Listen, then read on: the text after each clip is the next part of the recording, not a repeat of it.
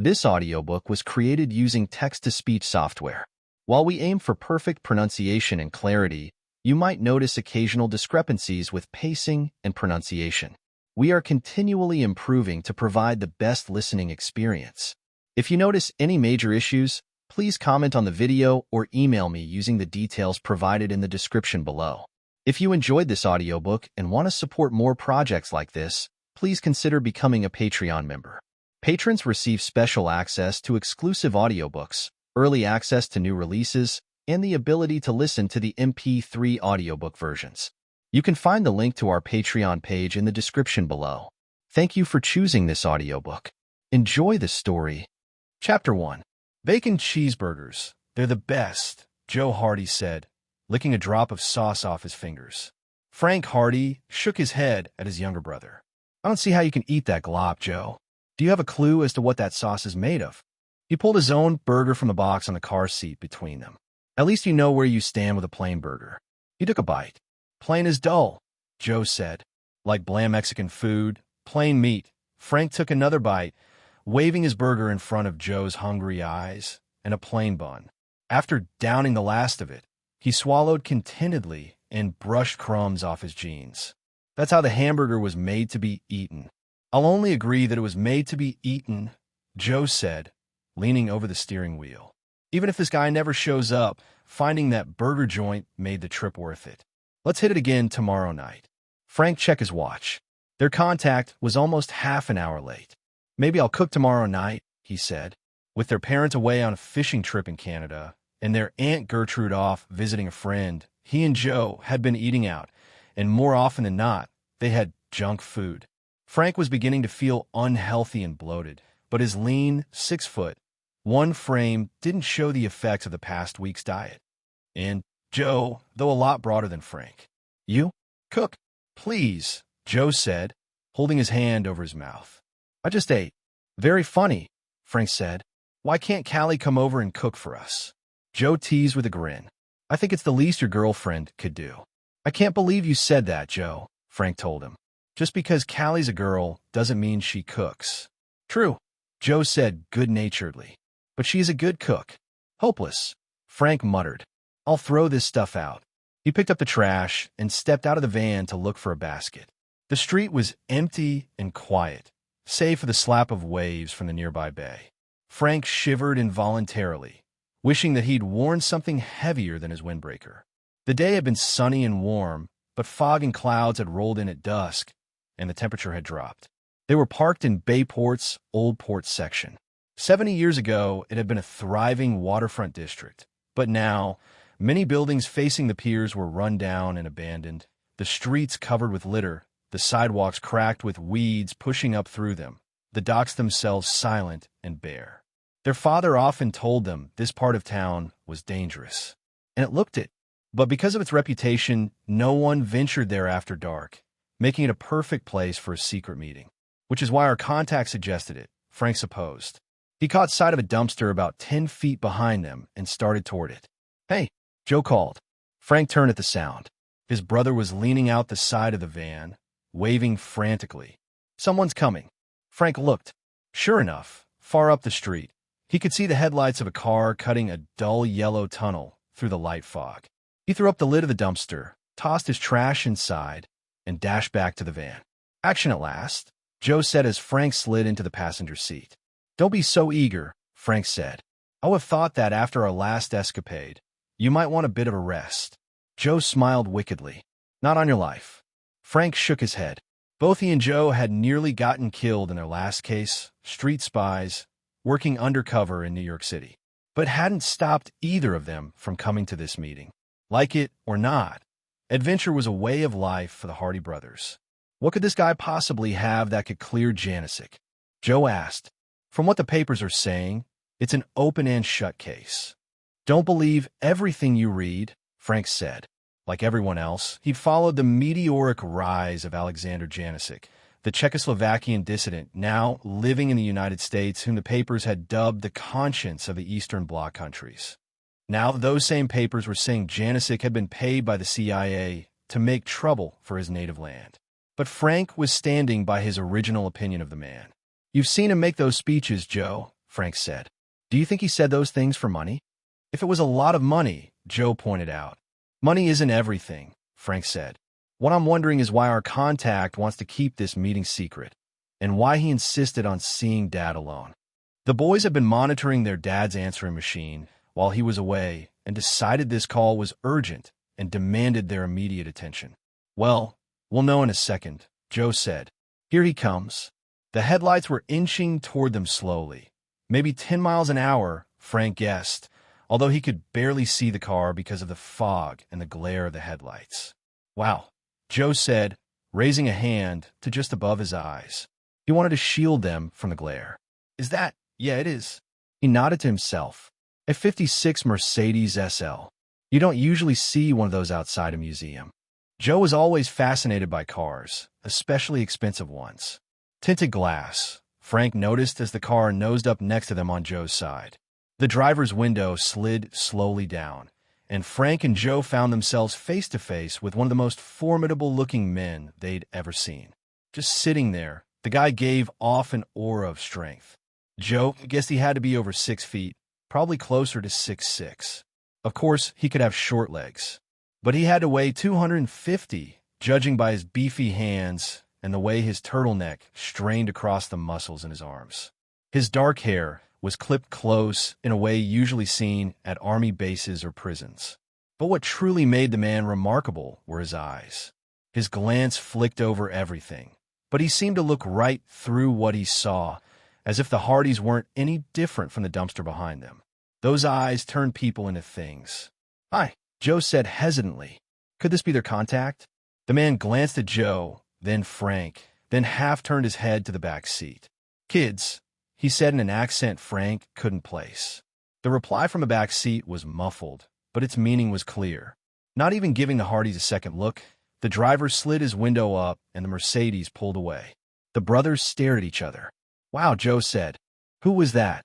Well, he wasn't our contact, Frank said, exhaling a breath he hadn't even known he was holding. I'm glad, Joe replied. Talk about creepy. You can say that again, Frank said, leaning back. Still, what was he doing here? Joe asked, anticipating Frank's question. I hope we never find out. Frank grinned and checked his watch again. I don't think we're going to find out anything tonight. It doesn't look like our mysterious caller is going to show. Let's get back home then, Joe said, starting up the van. We can rent a movie for the VCR. Callie can come over and make us some nachos. He turned to Frank and smiled. Just kidding. Frank shook his head. Hopeless. Joe fastened his seatbelt and checked the view in the van's mirrors. He reached out the window to adjust the side view mirror. A hand grasped his wrist. Don't be alarmed. A man had emerged out of the fog, leaning in through Joe's window. The upturned collar of his coat didn't give him much protection from the breeze that had come up. His sandy-colored hair was blowing across his forehead as he stared at Joe with gray, intelligent eyes. You have blonde hair. He spoke quietly, with the slightest trace of an English accent. You must be Joe Hardy. The man peered into the van. And you have dark hair, so you're Frank. He shook his head. I expected your father. He's away, and we've been answering his messages, Joe said, his heart still racing from being startled by the man's sudden appearance. How'd you know who we were? He demanded. I asked Finn to come, and 2 young men who resemble him have been parked here for an hour. I can add 2 and 2. Frank stepped out of the van and crossed around the front of it. Now that he was closer, he saw the man was younger than he'd first thought, 25, maybe 26. Though his manners were formal, there was a sparkle in his eyes as he studied Frank, almost as if he were looking at an old friend instead of someone he'd just met. You said on Dad's machine that you have information that will prove Janicek is being framed, Frank said. The stranger stared at him silently for a moment. Yes, he finally said. I suppose I should trust you two. He smiled. After all, we're family. Frank raised an eyebrow. What do you mean by that? He asked. Who are you? Call me Chris, the man said. Just then the van, the Hardys, and their contact were bathed in a blinding light. What? The stranger turned, raising an arm to shield his face from the glare. Blinded himself, Frank heard a car roaring toward them. The Mercedes. Joe yelled. Whatever it was coming fast. It had to be doing 60, Frank realized. What the Joe began. A figure was leaning out the car window. As a Mercedes drove past, Frank saw that the person was holding a gun. "Duck!" Joe yelled. Gunshots rang out, a half dozen in quick succession. Their contact spun around, then collapsed on the street. Chapter 2. As soon as he heard gunfire, Frank flung himself down and rolled under the van. Another shot rang out, followed by the sound of glass shattering. Then the Mercedes roared past. "Joe!" Frank yelled, scrambling to his feet. The window on the driver's side had disintegrated. Joe, who had been looking out at Frank and their contact when the shots were fired, was nowhere to be seen. Frank's heart was racing. Had his brother been hit? "Joe, you all right?" Joe's head popped up in the shattered window as he brushed pieces of glass off himself. "I'm fine. But what's—" His words were cut off when he saw the contact sprawled on the ground. "Oh no." Frank knelt beside Chris and reached inside his overcoat to check the wound. He pulled out an oblong plastic box, about the size of a hardcover book. It was completely shattered, though it still held the remnants of what had obviously been a video cassette. Chris's eyes cracked open, and he moaned. "You are one lucky guy," Frank said, opening Chris's overcoat all the way. The bullet had been deflected by the video cassette and had just creased the inside of his arm. It probably stung like mad, but he was alive. "He's okay," he called to Joe. Joe looked down the road. The Mercedes taillights had been swallowed up by the darkened fog. "Well, I'm going to see if I can catch up with those guys," he said, revving the engine. "Nobody takes pot shots at us and gets away with it. Don't be a hero." Frank yelled after him. "We'll call the police," and he might have saved his voice. Joe had put his foot to the floor, and the van had already disappeared. "No police," Chris said weakly, grabbing onto Frank's shoulder. His face was white. He was still in shock from the impact of the bullet. "Police, they can't handle. Your brother will be killed." "Take it easy," Frank said. "Joe can take care of himself." But remembering the Mercedes driver, he had to admit he was a little worried. Joe wasn't worried. He was mad. That was half the reason he was driving faster than usual down the Tulane, winding coast road. The other reason was that there were no exits on the road until the next town. He wanted to get the Mercedes in sight before it turned off. Swinging out of a sharp curve, he found the Mercedes, parked directly across the road, blocking his path. Joe slammed on his brakes, and the van fishtailed to a screeching stop inches short of a collision. Dumb, he told himself. I should have guessed they'd know I'd follow them. Out of the van, Joe turned and saw the driver of the Mercedes advancing toward him, holding out a gun aimed directly at him. Out of the car, he looked even bigger than Joe had guessed. "Now!" The man waved the barrel of his gun. Joe stepped cautiously out of the van. "Put your hands behind your back." He did as he was told, keeping one eye on the man. "Now," the driver said, "I don't know why you're following us, but I want you to remember one thing. I could have just killed you very easily." He stared at Joe, his eyes cold and unblinking, seeing through him again. "I want you to remember just how easily." He walked forward till the barrel was less than an inch from Joe's head. Then he cocked the trigger. "And now I want you to remember how important it is to stay out of other people's affairs, affairs that don't concern you. Will you remember? I have an excellent memory." Joe met the guy's gaze coolly, waiting for an opening, any chance to disarm the man. "I certainly couldn't forget a face like yours, for instance." The man's eyes narrowed. "I see that you may need a further lesson." Joe smiled. "You may be right, but who is going to teach me?" He deepened his voice, mimicking the man's accent. The guy's eyes flashed. "I would be happy to." Joe nodded toward the gun. "And do you need that to do it?" Tightening his lips into a straight line, the man rammed his weapon into its shoulder holster. Gregor, no. A small, balding man with wire-rimmed glasses and a loose-fitting suit burst from the back of the Mercedes. "I forbid it," he said, stepping toward them. "We cannot afford to. Security is my department." "Doctor," the man-mountain said. "Besides, this will only take a moment." He turned back to Joe. "Now," he said, balling his hands into fists. "Let's begin. Your lesson, shall we?" Joe fainted quickly, then stepped back. He was pleased he'd gotten the driver, Gregor, that was what the other man had called him, to put away his gun. Now if he could just hold them there till Frank came with the police. "Don't run away, my friend," Gregor said, moving toward him again.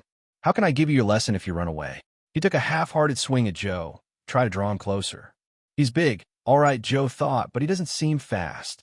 Joe usually depended on his strength, not his speed, but Gregor was so much bigger than he was that Joe would have to use whatever advantages he had. Seeing an opening, Joe darted left, tagging Gregor in the stomach with a hard right. Perfect. But Gregor just stood there, smiling. That is your best punch. Joe had a sudden, sinking feeling in his stomach. That punch would have had anybody else doubled over, gasping for breath. Gregor didn't seem affected by it at all. Now let me show you my best, Gregor said. With that, he swung, much faster than he'd moved before, much faster than Joe would have believed possible for a man his size. He caught Joe square on the jaw. The force of the blow spun Joe around, and he pitched face forward onto the ground. He lay there, stunned. Gregor stood over Joe, hands on his hips, staring down. You are strong, he said, but it seems you cannot take a punch. Perhaps you will need lessons in that as well. Joe struggled to his hands and knees, tried to clear his head. Suckered, he thought. You shouldn't have assumed that Gregor was slow just because he was big. Gregor grabbed him by the neck of his sweatshirt and hauled him to his feet. Let us finish this lesson first, though, he said, drawing back his arm. Joe saw Gregor's fist, about the size of the moon, hurtling toward him till it filled his field of vision. Then the world went black. Someone was shaking his shoulder. Joe, wake up. It was a woman's voice. It must be his mother, trying to wake him up. I don't think I can go to school today, Mom, Joe mumbled. I have a terrible headache. He turned onto his side. His mattress felt awfully hard.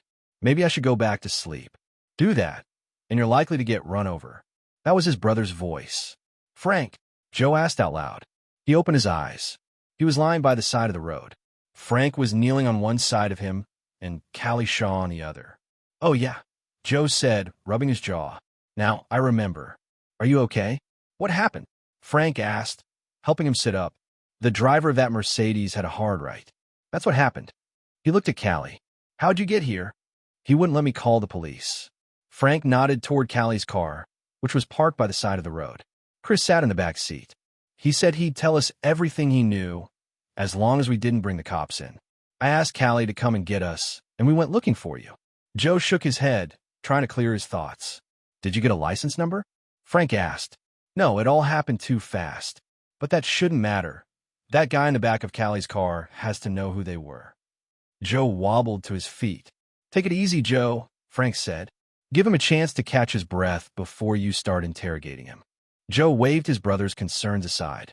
Relax. I have just a few simple questions for him. He walked over to Callie's car. Chris looked up at him through the window. Joe slammed his hand on the roof hard. All right, friend, he said, glaring at Chris. Start talking. Who were those two guys in the Mercedes? The little man with the glasses and his king-size friend.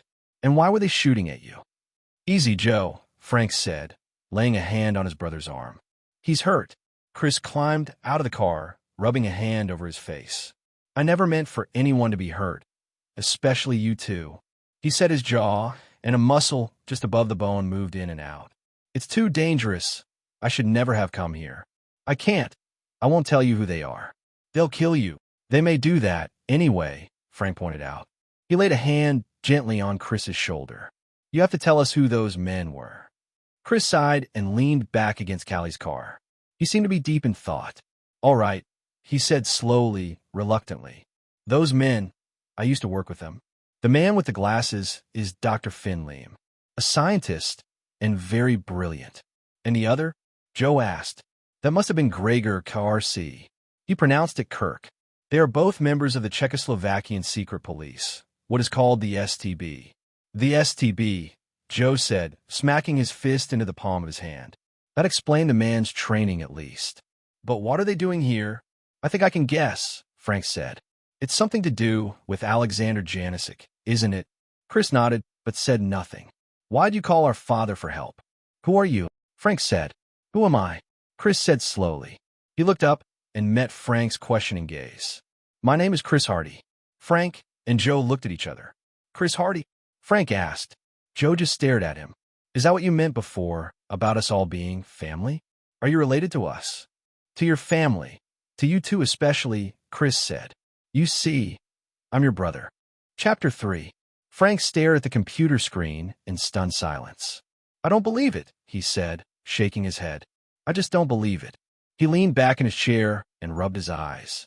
He'd been up since 6 that morning, trying to make sense of Chris's story.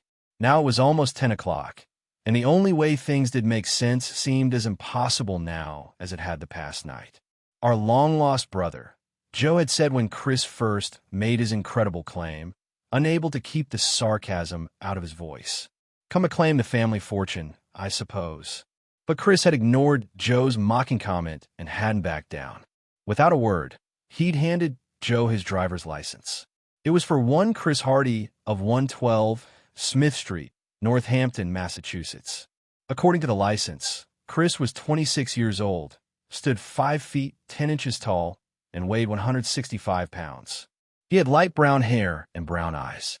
It was all there in living color in his smiling photo. "So what if you have a license?" Joe asked after they'd driven back to the Hardy's house and were standing on the walk before going in. "Do you really expect us to believe that you're our brother? I mean, why would our parents keep a secret like that?" "I see they remodeled the front porch," Chris said, looking at the house. Joe's mouth dropped open. "How'd you know that?" Chris smiled sadly. "I used to live here too, you know." Then he'd reached into his wallet and handed Joe a yellowed, square snapshot, a shape not printed anymore.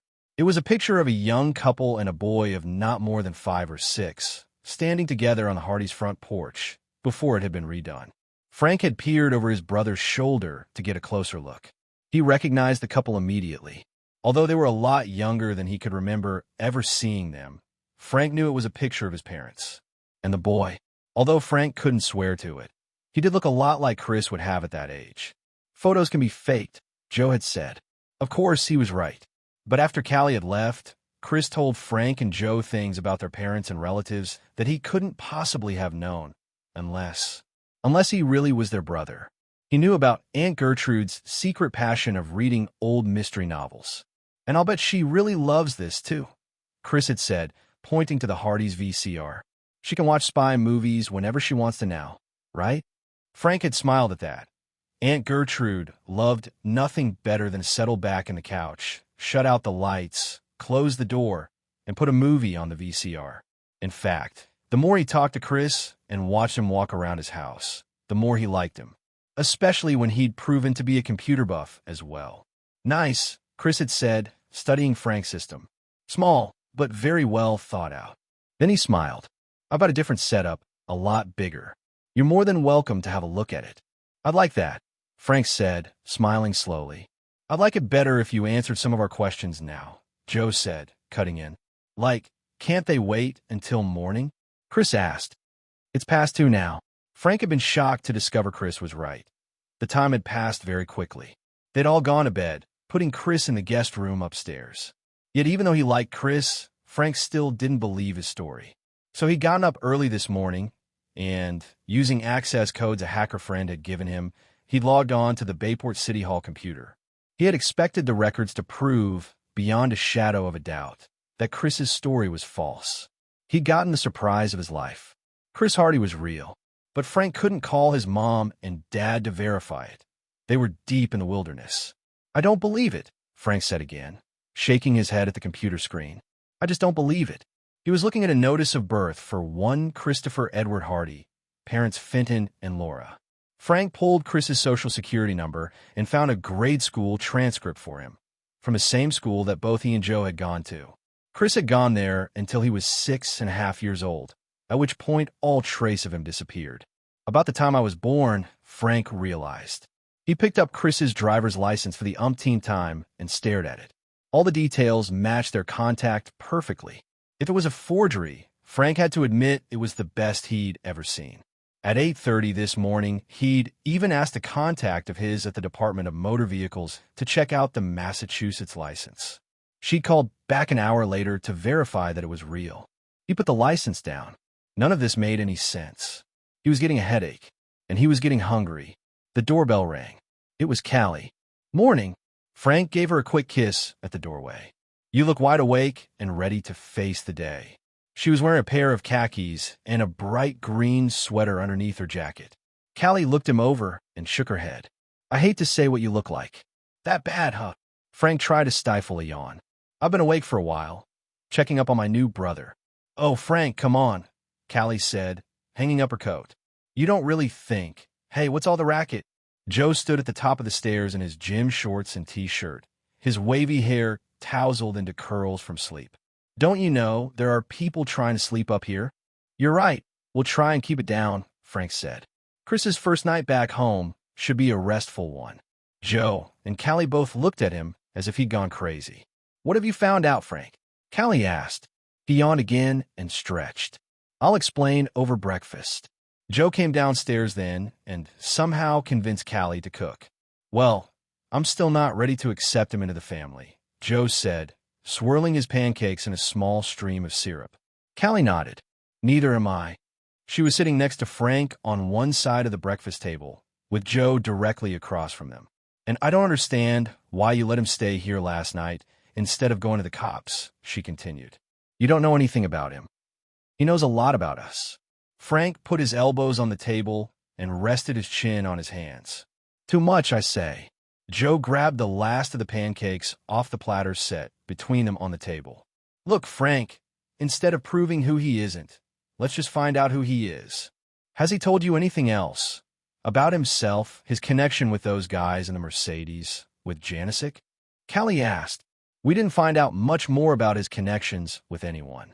We got a little sidetracked last night with family history, Frank admitted. Well, I think it's time we got back on track, Joe said. I owe that driver a thing or two, and they owe us for one new window on the van. He carried his dishes to the sink. I'll get dressed, and then we can have a little brotherly chat with our visitor. He smiled at Callie. Thanks for the breakfast, Callie. You're a great cook. Frank shook his head. How Joe had managed to talk Callie into making breakfast. Callie turned and punched him playfully on the arm. How come you never say anything nice about my cooking, Frank? Joe winked at him. Maybe Chris will turn out to be my brother, Frank thought, watching Joe head for his bedroom. It's about time for a new one. When Joe came back downstairs, he found Frank, Callie, and their friend Phil Cohen huddled around the breakfast table. The dishes had been cleared and put away, and what remained of the video cassette Frank had taken out of Chris's jacket the night before was spread across the table. The tape itself looks fine. All I have to do is splice it back together and put it in a new case, Phil was saying. He was slightly built with longish, dark curly hair and quick, deft hands. Phil was also Bayport's resident electronics genius. Then it should be as good as new. We'll be really interested to see what's on it, Frank said. You think it might prove Janicek's innocence? Callie asked. I hope so. Maybe it's an old home movie, Joe said, breaking into their conversation. Hey, Phil. Hey, Joe. Phil returned the greeting. He swept up the pieces of the video cassette into a small case he'd brought with him. Heard you had a little excitement last night. Joe smiled. A little, he said. So, where do I get to meet this new brother of yours? Frank stood. You'd both better let Joe and me talk to him first. He may be a little nervous. The two brothers went upstairs to the guest room. I don't care how nervous he is, Joe said, knocking heavily on the door. We need to start getting some answers. There was no answer from inside. Chris? You in there? Frank called. He turned the knob slowly. The door swung open. I don't believe it, Frank groaned. Joe slammed his hand against the wall. The blankets lay on the floor. The sheets had been rolled tight and tied together. One end was knotted around the bedpost. The other hung out of sight, out the window. Chris was gone. Chapter 4. So much for answering all our questions in the morning, Frank said, surveying the room. Callie and Phil joined them after hearing Joe's outburst. So what are you going to do now? Callie asked. Frank pulled the sheets back into the room, untied them, and bundled them up in his arms. I think Joe had the right idea before, he said, leading them all downstairs and dropping the sheets in the laundry. Find out who Chris really is. And how are we going to do that? We still don't know anything about him. Joe protested. We do know one thing, where he lives. Right, if the address on his license isn't a fake, Phil pointed out. We can check with the phone company to see if he's listed there, Callie said. She picked up the phone. You could also try to find out more about KRC and Leem, Phil suggested. Maybe the Czech embassy knows something about them. About the STB? Joe shook his head. Not very likely. And they wouldn't tell us if they did, Frank said, especially if those two are involved in a plot to smear Janicek. Callie hung up the phone. There is someone named Hardy in Northampton on Smith Street, she said. But the number's unlisted, which leaves us with only one way to find out if it's Chris, Frank said. He turned to Joe. Can we take the van? Joe frowned. I had to take the window on the driver's side off completely. You'd better get it replaced if we're going to drive all the way to Massachusetts, Callie said. The weather report said it might rain. What do you mean, Joe asked. This case may be too dangerous for you. Frank nodded. I'm afraid Joe's right, Callie. Callie glared at both of them. Forget what I said about getting that window replaced. You're both all wet already. Ouch, Joe said, shaking his head. I'll check the repair shops. It took them almost an hour to find a shop that could replace the window, and another 5 hours of steady driving before they reached the outskirts of Northampton. They had stayed off the big interstate highways and stuck to smaller roads, which made for a more scenic drive, if a longer one. By the time they drove into Northampton, both of them were anxious to get out and stretch. Hey, Joe said, pointing ahead. A huge shopping mall sprawled on both sides of the road. Let's stop and get something to eat before we look for Chris. Frank yawned. His lack of sleep was beginning to catch up to him. I guess I could use a cup of coffee. They locked the van and entered the mall. All right. Joe pointed to a sign ahead that said, Humongous Hamburgers. He grinned. I see what I want. You go ahead, Frank said, catching sight of a coffee shop. I'll meet you back here. He strolled over and stood in the entrance for a moment. The coffee shop was empty, except for a waitress who sat on a stool at the far end of the counter. Her back to the door, she was counting out change and watching a small black and white television set. Frank walked in. Excuse me, he called. The clatter of a fresh handful of change from her apron drowned out his voice. Frank walked toward the counter. He was about to tap her on the shoulder when he noticed a newspaper lying in the last booth. It was a Boston paper, the Tribune, and it was open to the international page. The headline had caught Frank's eye. Bum check. The byline was Gene Ikes's. He read on. Alexander Janicek, the noted Czechoslovakian dissident, will deliver the keynote address at a special Harvard symposium on Saturday. Janicek, whose vigorous opposition to the repressive policies of the Czech government has made him a hero here and in Europe, has recently been accused of accepting money from the CIA in exchange for his anti-Czech speeches. Exclusive sources have promised to provide this reporter with proof of Janicek's guilt before he addresses the symposium on Saturday. The waitress looked up. Sorry, Han, I didn't see you there. Did you want something? Never mind, Frank said, bolting out the door. He found Joe talking to a tall, pretty, dark-haired girl outside the hamburger shop. I don't get up here too often, Joe was saying, but maybe if you give me your number, we could. The girl laughed. Excuse me, Frank said. He grabbed Joe by the arm. We're leaving. Hey, wait a minute, Joe said, trying to plant his feet. What's the big rush? Duty calls, Frank said. You'll have to excuse my brother, Joe said. But look, if you're ever in Bayport, I'll know who to avoid, she said, turning around and flouncing off. Joe watched her walk off and sighed heavily. You're ruining my life, Frank. Frank ignored Joe's comment and told him what he'd just read. But Chris promised us that Janicek was being framed. Joe shook his head. Where is this reporter going to get proof of his guilt? From Leem and KRC. Maybe, Frank said. What we need right now is information. Let's try Chris first. Come on. Smith Street, Joe said, turning off the main road onto a quiet residential block. The houses lining the street were old and small, but they looked well kept. Children were playing in one of the front yards. A nice enough neighborhood, Frank said. There's number 112.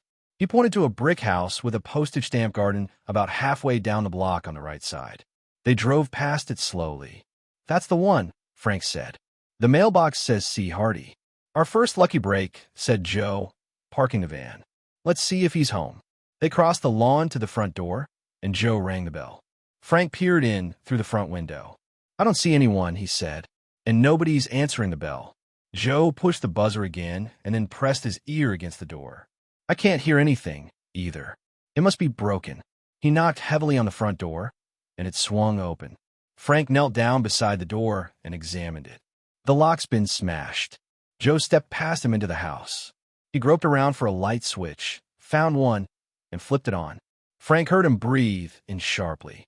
That's not all that's been smashed around here. Take a look at this. Frank followed him in. They stood in a small entranceway. Directly ahead of them was a staircase. To their right was the living room, which now looked like a disaster area. Furniture had been overturned and thrown around the room, papers and books strewn across the floor, and the carpet had been ripped up from the floor in several spots. Wow, Joe said quietly. Someone wanted something pretty bad. Here's something they didn't want. Something that proves this is Chris's place anyway, Frank whispered, picking a picture up off the floor and showing to Joe.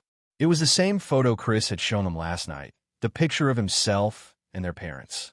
Joe tapped Frank on the shoulder and pointed down the hall under the staircase. A light shone from beneath a door at the end of the hallway. I think somebody's in there, he mouthed. They tiptoed down the hall runner, and Frank put an ear to the door. Someone's in there, all right, he said directly into Joe's ear. I can hear papers rustling. What are we waiting for, then? Joe whispered back. Maybe it's Chris. It's probably whoever wrecked the house, Frank replied. Let's do this carefully. We'll go in one at a time. Joe nodded. Without waiting for Frank, he burst into the room. Someone was standing in front of the desk with his back to the doorway, going through some papers. He turned when he heard Joe enter. You, the man said, looking astonished. Joe was almost as startled as he was. It was the guy from the back seat of the Mercedes. You know him, Joe? Frank asked, stepping in behind his brother.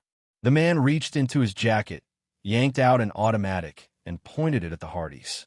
I don't know what you two are doing here, but I will most certainly call the police if— Good idea, Joe said, stepping to the left side of him. Frank moved to the right, circling the man. They both began to move closer. Yes, why don't you? Frank chimed in. The man's gaze darted back and forth between them. Stay where you are, or I'll shoot, he said nervously. Joe smiled at him. Just take it easy, doctor, he said soothingly. No one's going to shoot anyone. Why don't you just put the gun down and— In one swift motion, Frank's foot lashed out, striking the man's hand. The gun went skittering under the desk. Now, Joe said, putting a hand on the man's chest and pushing him back until he sat in the desk chair. This is the guy who was in the back seat of the Mercedes, he said to Frank. The driver called him Dr. Leem, Chris said. Frank stared down at the man. Maybe you can help us by answering a few questions. There is nothing I can tell you, Leem said. Would you rather that we call the police? Frank asked. I'm sure they'd be interested in talking to you about that mess out there and the broken lock, to say nothing of the shooting last night, and a wide smile spread across the doctor's face. Talk to him, he said, lifting his chin and looking behind the Hardys. Joe turned and saw Gregor filling the doorway behind them. Perhaps I can help you find what you're looking for, he said, advancing on the brothers. Chapter 5. As Frank turned to face Gregor, Leem grabbed the phone from the desk and slammed him over the head with the handset. Frank dropped to his knees. Frank, Joe cried out. He turned on the doctor, who shrank back into the corner, then back toward Gregor. Gregor raised his fists. This time, I will make sure you do not wake up. Gregor feinted with his left, then threw a hard right at Joe, but now Joe knew how fast he was. He dodged back and to the right, letting his left leg follow through and slam Gregor in the side. The man grunted in surprise and pain. Joe followed with a hard right that caught Gregor full in the face. Blood began trickling from Gregor's nose. Joe stepped back. Out of the corner of his eye, he saw Frank struggling to his feet. Gregor wiped his face and saw the blood on his hand. He looked at Joe with equal amounts of amazement and fury. No one ever, he began, his teeth clenched. For this you will die. No, Gregor. Joe turned to see Leem had retrieved his gun and was holding it on both him and Frank. Enough. The last thing we need is another murder. Gregor ignored him. They know too much, he said, advancing on Joe. We must make sure they tell none of it, ever. Stop, Leem pleaded, gesturing wildly with his gun. For a minute, Joe thought he might shoot Gregor. You'll ruin the entire plan. Gregor halted and was silent for a moment, as he considered what Leem had said. Finally, he spoke. All right, doctor. We do not kill them this time. Joe helped Frank to his feet. He could see his brother was still dazed. But we will have to ensure they do not follow us, Gregor said, assuming control of the situation again. There is no evidence here of our presence, he asked. None, Liam said. Good. Hand me the gun, please. Liam did so, slowly and uncertainly. He was terrified of what Gregor might do, Joe realized. Good, Gregor said, smiling. Now, there is some rope in the kitchen. Please bring it to me. Liam seemed about to protest, then marched off. You get along well with everybody, don't you? Joe asked. Gregor ignored the taunt. A very messy weapon, a gun, Gregor said, studying the barrel. I usually prefer other ways of dealing with my problems. He smiled, revealing large white, even teeth. But the Glendon as I made him look anything but friendly. I promise you this, though if I see you again, I will not hesitate to use this gun. Joe wanted to reply, but the edge in Gregor's voice and the intensity on his face kept him silent. There was no sense in goading Gregor just now. Joe promised himself he'd find a time to settle matters between the two of them, when there was no gun separating them. Liam returned with a rope. Gregor took it and tied the Hardy's hands and feet, quickly, efficiently, and very tightly. When he was done, Frank and Joe were sitting back to back in the middle of the floor, securely bound. Better. Gregor nodded, admiring his work. Much better. He smiled down at them. Then he calmly kicked Joe very hard in the side. Joe gasped. Gregor kicked him again, harder, then knelt at Joe's side, staring directly at his face. Who are you, boy? Why do you follow me? Joe gritted his teeth and said nothing. He stared straight ahead, ignoring Gregor's gaze. No smart words now, Gregor asked. He pulled Joe's wallet from his pocket, flipped through it, and frowned. Joe Hardy. Hardy, Liam echoed, surprise in his voice. Are you related to Chris?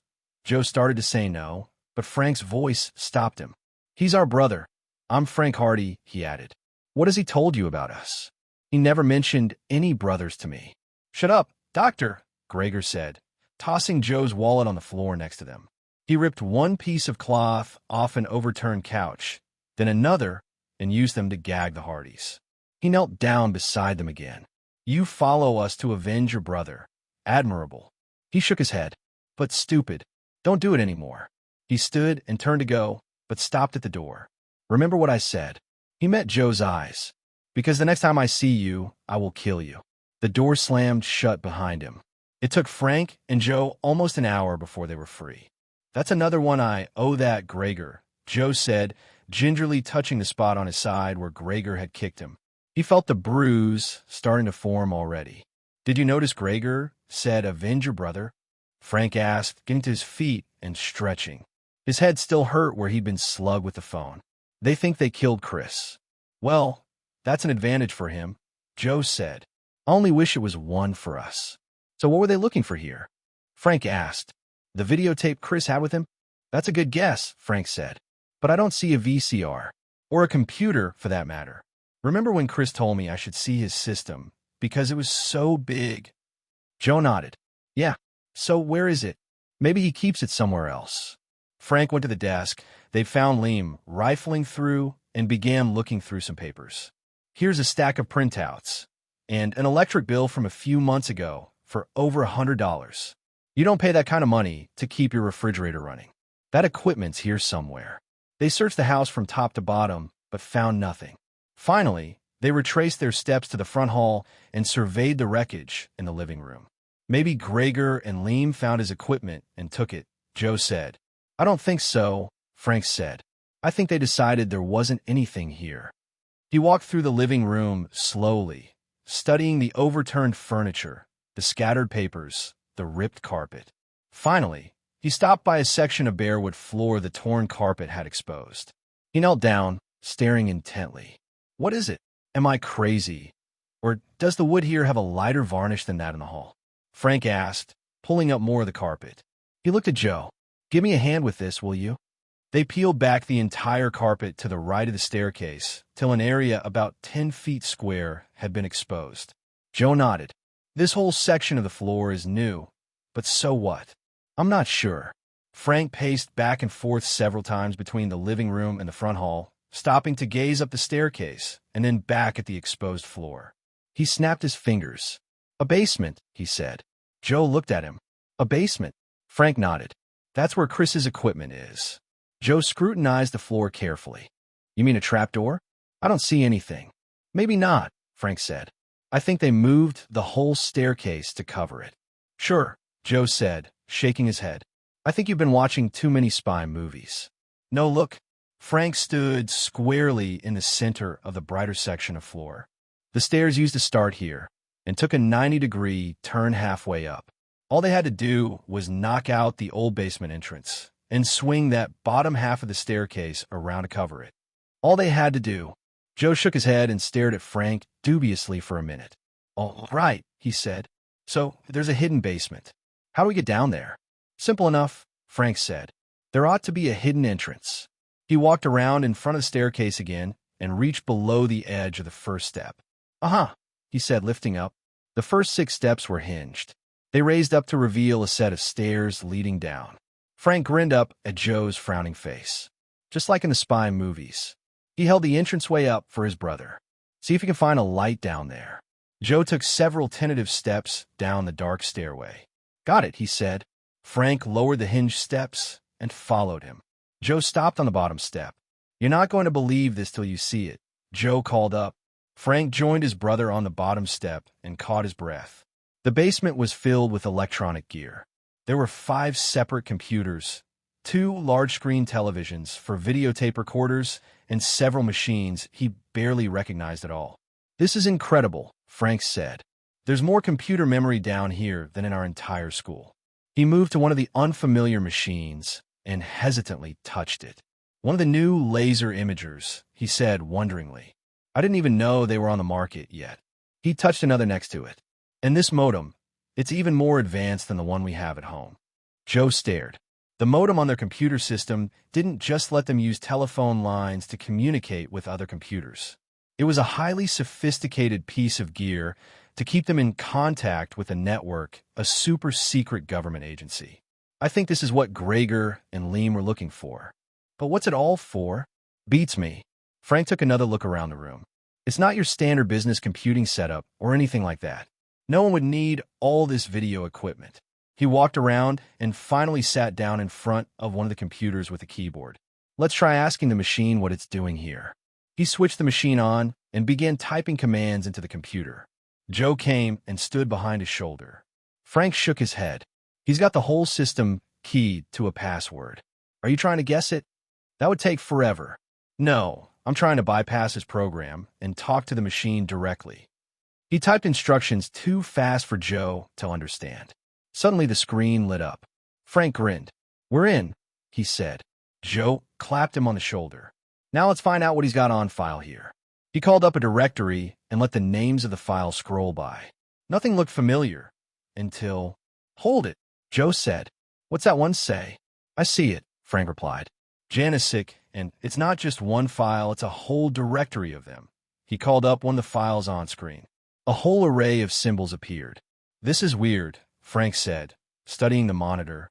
I don't know what this is. Looks like a very complicated series of printing commands. What does it mean? Joe asked. I don't know, Frank said. Let's try another file. He called up one called Itinerary. At least this one's in English, Joe said. The screen showed a listing of place names and times. Yeah, Frank said, reading off the screen. Arrive Hotel Charles. He shook his head. Let's look at the other one again for a second. He called up the directory again and stared at it for a moment. Hey, Joe exclaimed. What's going on? What are you doing? The list of files in the directory was shrinking, disappearing one by one. I'm not doing anything, Frank said. Someone else is in the system and destroying all the files. Chapter 6. Do something. Stop it, Joe yelled. I'm trying to. Frank frantically typed in new instructions to the computer. Before his eyes, the files were disappearing. What's happening? I don't know. Maybe I triggered some kind of self-destruct program, or he glanced up quickly and looked across the basement. No, it's got to be the modem. Somebody must be tying in by phone and telling the computer to erase these files. He dashed across the room, Joe a step behind him. Can we stop it? Joe asked. That's what I'm trying to do, Frank said, staring intently at the modem. He knelt behind it and found the wire connecting it to the main system. Here it is, he said, holding the wire in his hand. If I disconnect this, we should be able to cut off whoever's on the modem. Joe stared at him. Well, what are you waiting for? Frank hesitated. We may not only disconnect the modem, we may crash the whole system. That way, we'll lose all the files. Joe yanked the wire out of Frank's hand. We're definitely going to lose them if we don't. Frank nodded. Joe pulled the wire free. Across the room, the monitor went suddenly dark. The computer made a soft humming noise that gradually faded away, like a car running out of gas. Then the basement was completely silent. Joe cleared his throat and looked at Frank questioningly. Frank shook his head. I think don't say it, Joe said, leaning back against a wall of equipment. Frank sighed. Whatever had been in the computer, whatever Chris had known about Janicek, all that information was gone. There's nothing more we can get here, Frank said. Joe nodded reluctantly. They went upstairs again, carefully lowering the stairs on the secret entrance to Chris's basement. In spite of all the equipment in the basement, they'd found nothing. No computer disks, no video cassettes, no records of any kind to indicate what had gone on there. Erasing the computer's files was apparently the last step in a very thorough house-cleaning operation. Nothing is what we've got, Joe said in disgust. Not quite, Frank said. He picked up the phone and dialed. Yes, I'd like the number of the Charles. It's a hotel in Cambridge. He covered the mouthpiece with one hand. Let's check and see if that little bit of itinerary we saw was really Janicek's. Lifting his hand, he spoke into the receiver again. I see. Yes, thank you, operator. He hung up quickly and looked at his watch. 1,000. Not too late to call. I'm going to see if he's there, he told Joe, dialing the number the operator had given him. This is the Charles, Bonnie speaking. How may I help you this evening? The woman who answered had a distinct Boston accent and the efficient, practiced voice of a well-trained receptionist. The Charles was clearly a classy hotel. May I have Mr. Janicek's room?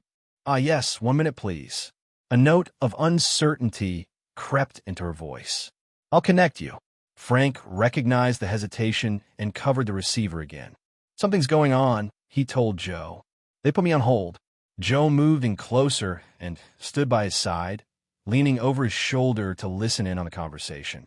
The next voice that came on the phone was not the receptionist's, but a man's, deep, powerful, and authoritative. This is Lieutenant Considine. To whom am I speaking, please? I'm sorry. I was looking for Alexander Janicek. Frank mouthed the word police to Joe.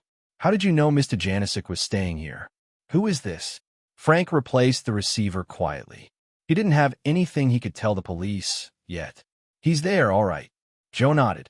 We ought to be there, too. I think you're right, but we have to take care of a few loose ends first. They phoned the local police anonymously to let them know that Chris's house had been broken into and climbed in the van to start the long drive back to Bayport. No sooner had they gotten onto the highway than it started to rain, lightly at first, then harder. The rhythm of the raindrops beating on the windshield and the swish of the wipers as they cleared the glass quickly lulled Frank to sleep, and he didn't wake up until they were almost home. How are you doing? He asked Joe, peering out through the windshield. He could barely see the road. It was raining so heavily. Want me to drive? No, it's all right, Joe said. I'm fine. He paused for a moment. Who do you think was on the other end of that modem? Chris. Probably, Frank said, stifling a yawn. But why would he destroy his own information? Because there was something in there he didn't want anyone to see, Joe replied. Something that connected him with Gregor and Liam. Maybe what they were going to use to frame Janicek. Maybe after he ran away from us, Chris got cold feet about turning them in. Frank was silent for a moment. What his brother was saying made sense. He wanted to like Chris, but more and more, it was impossible to see his role in this as innocent. Frank, Joe asked quietly, you don't really think he's our brother, do you? Of course not, he said, trying to hide the lingering doubts in his voice. Watching the road ahead of them flash by, he thought of the birth certificate he'd seen that morning and the smiling young man who had seemed so comfortable in their house. He shook his head. It's impossible. They finally got home at 3 a.m. and found a small package waiting for them in the mailbox. I'll bet I know what this is, Frank said, holding it in his hand. Chris's videotape in a brand new case, courtesy of Phil Cohen. He unlocked the front door and stepped inside, turning on the hall light. Joe rushed in behind him, running to escape the downpour. Phew, that's the hardest it's rained in a long time, Joe said, taking off his coat and kicking off his wet shoes. "It'll be good for Mom's garden," Frank said, hanging up his own coat. "If you like vegetables." Joe blew on his hands and walked toward the kitchen. "How about some hot chocolate?" "Sound good." Frank ripped the package open. It was the videotape with a brief note from Phil. "Frank/Joe," it read. "Here's the tape. Hard to get damaged. About 2 seconds total. I watched it. Call me tomorrow after you do. Phil." Frank smiled. "It's the tape, all right. I'll go slip it in the VCR." "Be there in a minute," Joe called back. Frank went into the den and turned on the TV, then the VCR. He checked that the tape was rewound to the beginning and inserted it in the machine. A minute later, Joe walked into the room, carrying 2 steaming mugs of cocoa, and handed one to Frank. "Thanks," he said, sitting back on the couch and taking a sip of the hot chocolate. Joe sat down next to him. "Now," Frank said, picking up the remote control and setting the VCR to play. "Let's see what's on this tape." At first they saw nothing but snow, no signal at all. Then the screen turned black and some letters appeared. "Janicek Project, DD, insertion." Joe read aloud. "Beats me," Frank said, shaking his head. The letters cleared, and for a moment there was static again. Then a picture appeared. On the screen, it was winter, outdoors, in a rural area. 2 men, one old, one young, both wearing army uniforms, stood on the steps before a large white frame house. They were talking, but the tape had no sound. "Those are Russian uniforms," Joe exclaimed. Frank nodded. Something about the scene seemed terribly familiar. "The older one's a colonel, but the picture quality is really terrible." "I'm surprised. With all that video equipment Chris had." His voice trailed off. On the screen, the 2 men were arguing now. The older man's face betrayed confusion and surprise. He gestured angrily. The younger man's face became frozen, an expressionless mask. Without betraying what he was about to do, he raised a gun. The older man fell backward down the steps of the building, his blood staining the snow. Frank turned white and leaned forward, spilling his hot chocolate on the couch. Joe's eyes widened. "Frank, that's Soldier." Frank nodded, his mouth suddenly dry. He rewound the tape till he reached a single close-up of a young soldier, then pressed freeze frame on the remote control. The face on the screen, the man who had shot the older officer, it was Chris. Chapter 7. "You'll go to the police now, right?" Callie asked Frank. It was the next morning, and she was sitting in the Hardy's den, facing Frank. "Wrong." Frank released the freeze frame button on the remote control and rewound the videotape. He'd watched the shooting too many times since last night. "Yeah," Joe said, walking out of the room and returning with 2 suitcases. "We're not going anywhere, except where we're going." He smiled. "Which is Boston and Cambridge," Frank said. He took Callie's hand and smiled reassuringly. "We don't have anything to tell the police. What we say, we may have witnessed the tape of a murder in Russia. If we go to Boston, we'll be near Janicek, we'll be able to talk to that newspaper reporter, and we'll be right in the line of fire if Chris decides to shoot Janicek too," Callie said angrily. She leapt up and began to pace the room. "Frank, he's not what he pretended to be. He's a killer, a member of the Russian army, maybe even the KGB. What if those 2 guys from the Czech secret police, whatever their names are, KRC and Leem," Joe said. "Right. What if they're trying to stop Chris from killing Janicek? Did you think of that? What are the good guys? If they're good guys, I'll never eat a burger again," Joe said. He stood in front of Callie. "Take a look at this." He lifted his shirt, revealing an ugly bruise that practically covered one whole side of his body. "Good guys don't kick you when you're tied up." "I don't think they're on Janicek's side," Frank added. "And we don't know whose side Chris is on. But I think you're right about one thing. Alexander Janicek's life could be in danger. So we're flying to Boston," Joe said. "We want to make sure that Janicek is safe." "And how are you going to do that?" Callie asked. "You told me the police wouldn't even let you talk to him on the phone. Once that symposium begins, you won't be able to get near him." "We'll manage," Frank said. The doorbell rang. "Come on in. It's open," he yelled. "Hi, everybody," Phil Cohen said, walking into the room. "You're all set." He handed Joe a piece of paper. "Go to this address and ask for the Beast. He'll get you into Janicek's symposium." Callie threw up her hands in defeat. "The Beast?" Joe asked, his eyes widening as he studied the note. "What kind of name is that?" He's a friend of mine, Phil said defensively. I don't know his real name. I just exchange messages with him on a computer network. He goes to Harvard and knows how to do things with computers I'd never even think of trying. How's he going to get us into the symposium? Frank asked. Phil shrugged. I didn't ask, and I don't want to know. Joe grinned. Good enough for me. He picked up the suitcases. Come on, Frank. We got a plane to catch. Frank turned to Callie. We'll be staying at the Charles. You're going to stay there? Frank, that's the most exclusive hotel in Cambridge. How are you going to afford it? Oh, we'll figure out a way. Maybe the Beast can help you, Callie suggested Riley. He probably could, Phil offered. Once he told me about the time that Frank smothered a laugh. We'd better catch that plane. The plane ride was uneventful. They arrived at Boston's Logan Airport in late morning and took a cab to Cambridge, emerging into an early September afternoon. This is Harvard, Frank said as they walked through an open gate in the fence that surrounded the yard, the old part of Harvard's campus. That's the quad, where all the dorms are. He pointed straight ahead, then stopped to take a jacket out of his bag and slip it on. It had been unseasonably cool the past week. Wow, Joe said, studying the beautiful old campus and ivy-covered buildings. This is really great. Frank smiled and took a long look around. Everyone walking by seemed to be a student, not much older than they were. But they were at Harvard for reasons other than sightseeing. Come on, he said to Joe. What's that dorm where Phil's friend is? The Beast. Joe shook his head and pulled the note out of his pocket. Columbus, Building F. They stopped a campus security guard and asked him for directions. He pointed off to the left. Columbus, he said. It's a whole new set of buildings back that way. You can't miss it. Thanks, said Frank.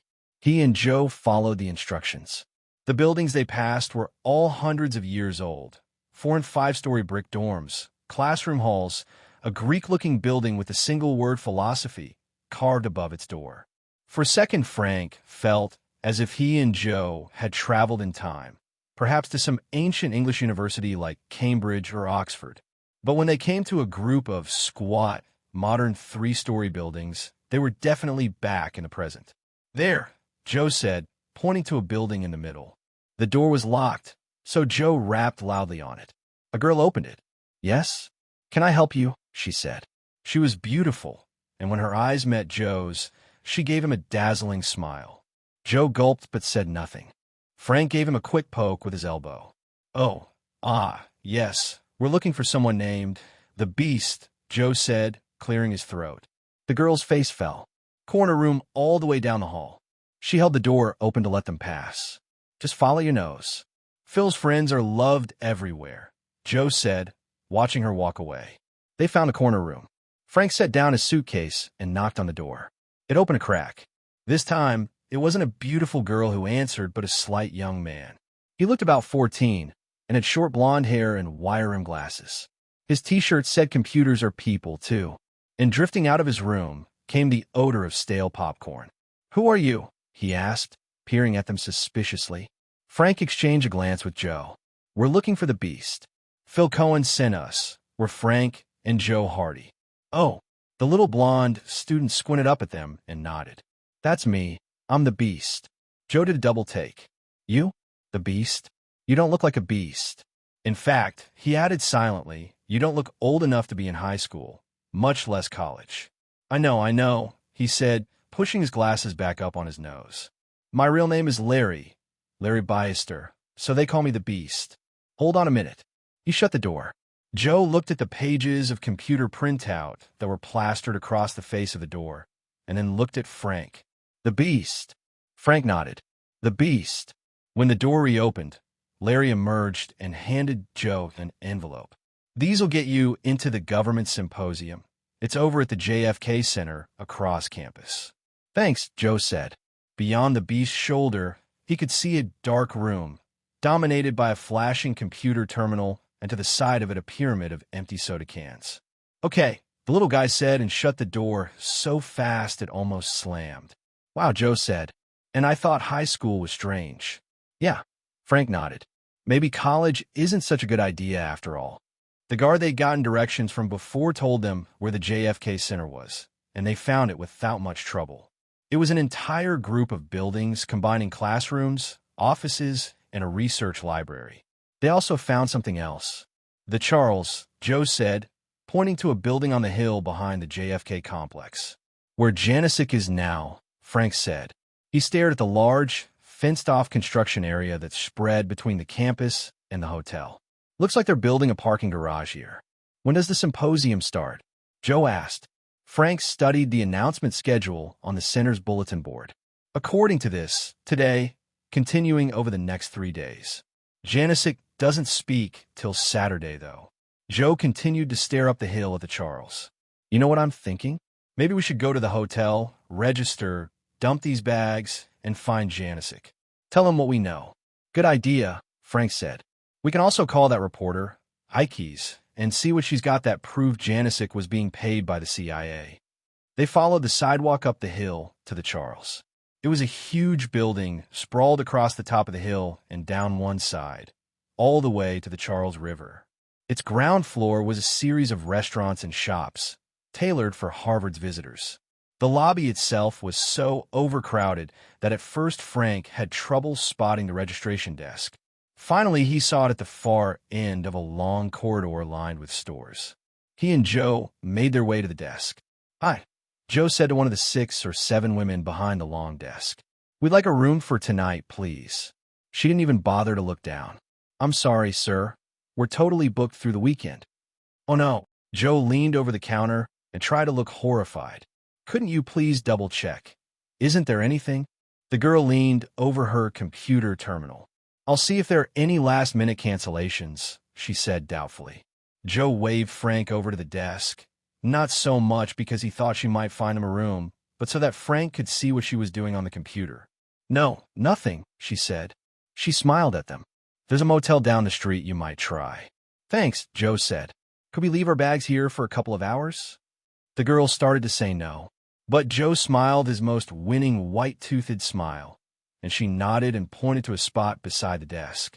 Then Joe and Frank walked out of the lobby. There was an office around back, Frank said. I'll bet there's another computer in there. All I have to do is get on that reservation systems for a minute, and I'll have the best suite in the house. It'll have to be later, Joe said, studying the crowd. When this place clears out. He brightened. Let's go down to the river and check it out. He stopped suddenly as he realized Frank was no longer walking beside him. His older brother had halted a few paces back, staring to the left. What is it, Frank? What's the matter? There, Frank pointed. An elderly man sat on one of the benches in the courtyard in front of the hotel, engrossed in reading a book. That's Janicek. He and Joe walked toward the benches and sat down next to him. Alexander Janicek? Frank asked. The man looked up from his book slowly, staring at Frank. His hair was almost entirely white, and his deep-set eyes were friendly. Heavy bags under them made him look as if he hadn't slept in years. Yes, I am Alexander Janicek. Who are you? Unlike Gregor or Liam, his English was almost entirely unaccented. My name is Frank Hardy, sir. This is my brother, Joe. But we're not important right now, he began. Mr. Janicek, I have reason to believe your life could be in danger. Have you ever heard of 2 men named KRC and Liam? To Frank's surprise, the man began to laugh. Heard of them? Yes, I have, young man, but I'm quite safe. I have some very qualified people watching over me. Really? Joe, amazed at Janicek's disregard for his safety, moved forward. Like who? Like me. Suddenly a large black man towered over them. Move away from him now. Chapter 8. Frank and Joe stood cautiously. Please, Lieutenant, Janicek said. These young men are harmless enough, surely. Let's see some ID, the man said, ignoring Janicek. Frank tried desperately to think of what to do, and then remembered the envelope that the beast had given them. He handed it to the man. That should buy them some time to think of a story, at least. What's this? The security man tore the envelope open and pulled out 2 cards, scrutinized them, and then looked at Frank and Joe. It was over, Frank realized. He started to look for a way to explain that they only wanted to help Janicek, but the man interrupted him. Why didn't you say you were grad students? He asked, handing them back their cards. Frank looked at his. There was his picture on a Harvard graduate student ID. He looked at Joe, who was studying his card with the same apparent confusion. Oh, yes. The program today was particularly interesting, Frank said. That's all we wanted to tell Mr. Janisic. I thought I heard you say something about his life being in danger. The security man stared hard at Frank. Your voice is very familiar, and the name Hardy rings a bell, too. Please, Lieutenant Considine, Janisic said. They are merely students, and it is young people that I am most interested in talking to. Considine, Frank thought. He answered the phone last night when I called. He tried not to look nervous as the lieutenant studied him. All right, Considine said finally. Thank you. Janisic carefully marked his place in the book he was reading and stood. Perhaps you two young men would like to accompany me on a walk through the park down there? He pointed past the hotel in the direction of the river. We'd be honored, Frank said. Joe nodded. You bet. All right, then. Janisic smiled. My men will stay close behind you. Considine motioned, and two men who had been inconspicuously studying hotel shop windows moved forward. Have a nice walk, Mr. Janisic. Frank and Joe flanked Janisic as he started down the hill, the two men following. So, Janisic began. You know Liam and KRC. I am surprised. You seem a little young to be traveling in their circles. Frank smiled. We sort of stumbled in. Let me give you some advice, young man. Stumble back out. They are dangerous men. It's you we're worried about, Joe said. Janisic laughed again, more harshly. Me? Liam, KRC, they cannot hurt me. He shook his head. I am dead already. Frank and Joe exchanged startled glances, but Janisic offered no explanation. They came to the end of the hotel grounds. Two marble pillars stood flanking the entranceway to a small park. Each was engraved with quotations. These are the words of your President Kennedy, Janisic said. You are too young to remember him, but he was a great man. Frank nodded and said nothing. The world was full of great men in those days, Janisic said, staring at the words on the pillar. Kennedy, his brother Robert, Martin Luther King, Dubček, Svoboda. He shook his head as if to clear it and smiled at the Hardys. Those last two names mean nothing to you. No, Frank admitted. I'm afraid they don't. Janisic slowly traced the outline of the engraved quote with his hand. When he finally spoke, his voice was strained and harsh. They were the leaders of my country in 1968, the year King and Kennedy's brother were assassinated. Now, they have been erased from our history books. He turned to the two young men at his side. Alexander Dubček tried to reform our government, to give the people a voice in their own affairs, to give socialism a human face, as your Western press said. What happened? Joe asked. He failed, Janisic said curtly, striding past the pillars and into the park. There was a fountain in the center, with benches carved into the marble around it. More quotations from President Kennedy were engraved on the marble surrounding the fountain. Janisic sat on one of the benches and continued his story. The Russians invaded my country. On the night of August 20th, 1968, their tanks crossed our borders. He shuddered. Their troops filled our streets. They kidnapped our leaders and dragged them back to Moscow, tried to force them to submit to the Kremlin's will, make them renounce the changes they had begun. They held them for 7 days, but Dubček would not yield. His voice shook with remembered anger. He would not yield, and the country stood firmly behind him. We gave the Russians nothing. He was silent for a moment, then pointed at the quotation carved into the marble in front of them, and began reading from it. When at some future date, the High Court of History sits in judgment on us, our success or failure in whatever office we hold will be measured by the answers to these 4 questions. Were we truly men of courage? Were we truly men of integrity? Were we truly men of judgment? Were we truly men of dedication? Frank watched Janisic read those words, and it was as if the old man were somewhere else, reliving the most important moments of his life. For 7 days, and several months beyond, the people of Czechoslovakia were all those things, and more. Then it ended. The reforms were repealed. Husak, he spat the name, came to power, and men like Liam and KRC emerged from the sewers they'd been hiding in to frighten my country into silence once again. He sighed heavily. I sometimes wonder what would have happened if John Kennedy, or his brother, had been president in 1968. maybe they would have stopped the Russians. Maybe I, and my country, would still be alive. He turned to Frank again. It does not matter what they do to me. I am as one dead and have been for more than 20 years. I continue to speak out, so the words of men like Dubček are not forever lost. So that what happened to Czechoslovakia never happens again. Janicek gave them a tired smile. But you two are young. You have your whole lives ahead of you. Don't risk them trying to save me. He nodded at Considine's men, who stood at the edge of the fountain. That is their job. He stood. Now, if you'll excuse me, I must return to my room. I grow tired. He nodded in farewell and shuffled slowly out of the park. Considine's two men followed him out. Frank watched him go. Still think he's being paid by the CIA? He asked Joe. Joe shook his head slowly. Forget I ever said that. I don't care what he said. I'm not letting anything happen to that old man. Me either, Joe said. The boys were suddenly famished and went in search of lunch. They found a pizza place, which made Joe happy, although he did end up having to pay for the whole thing.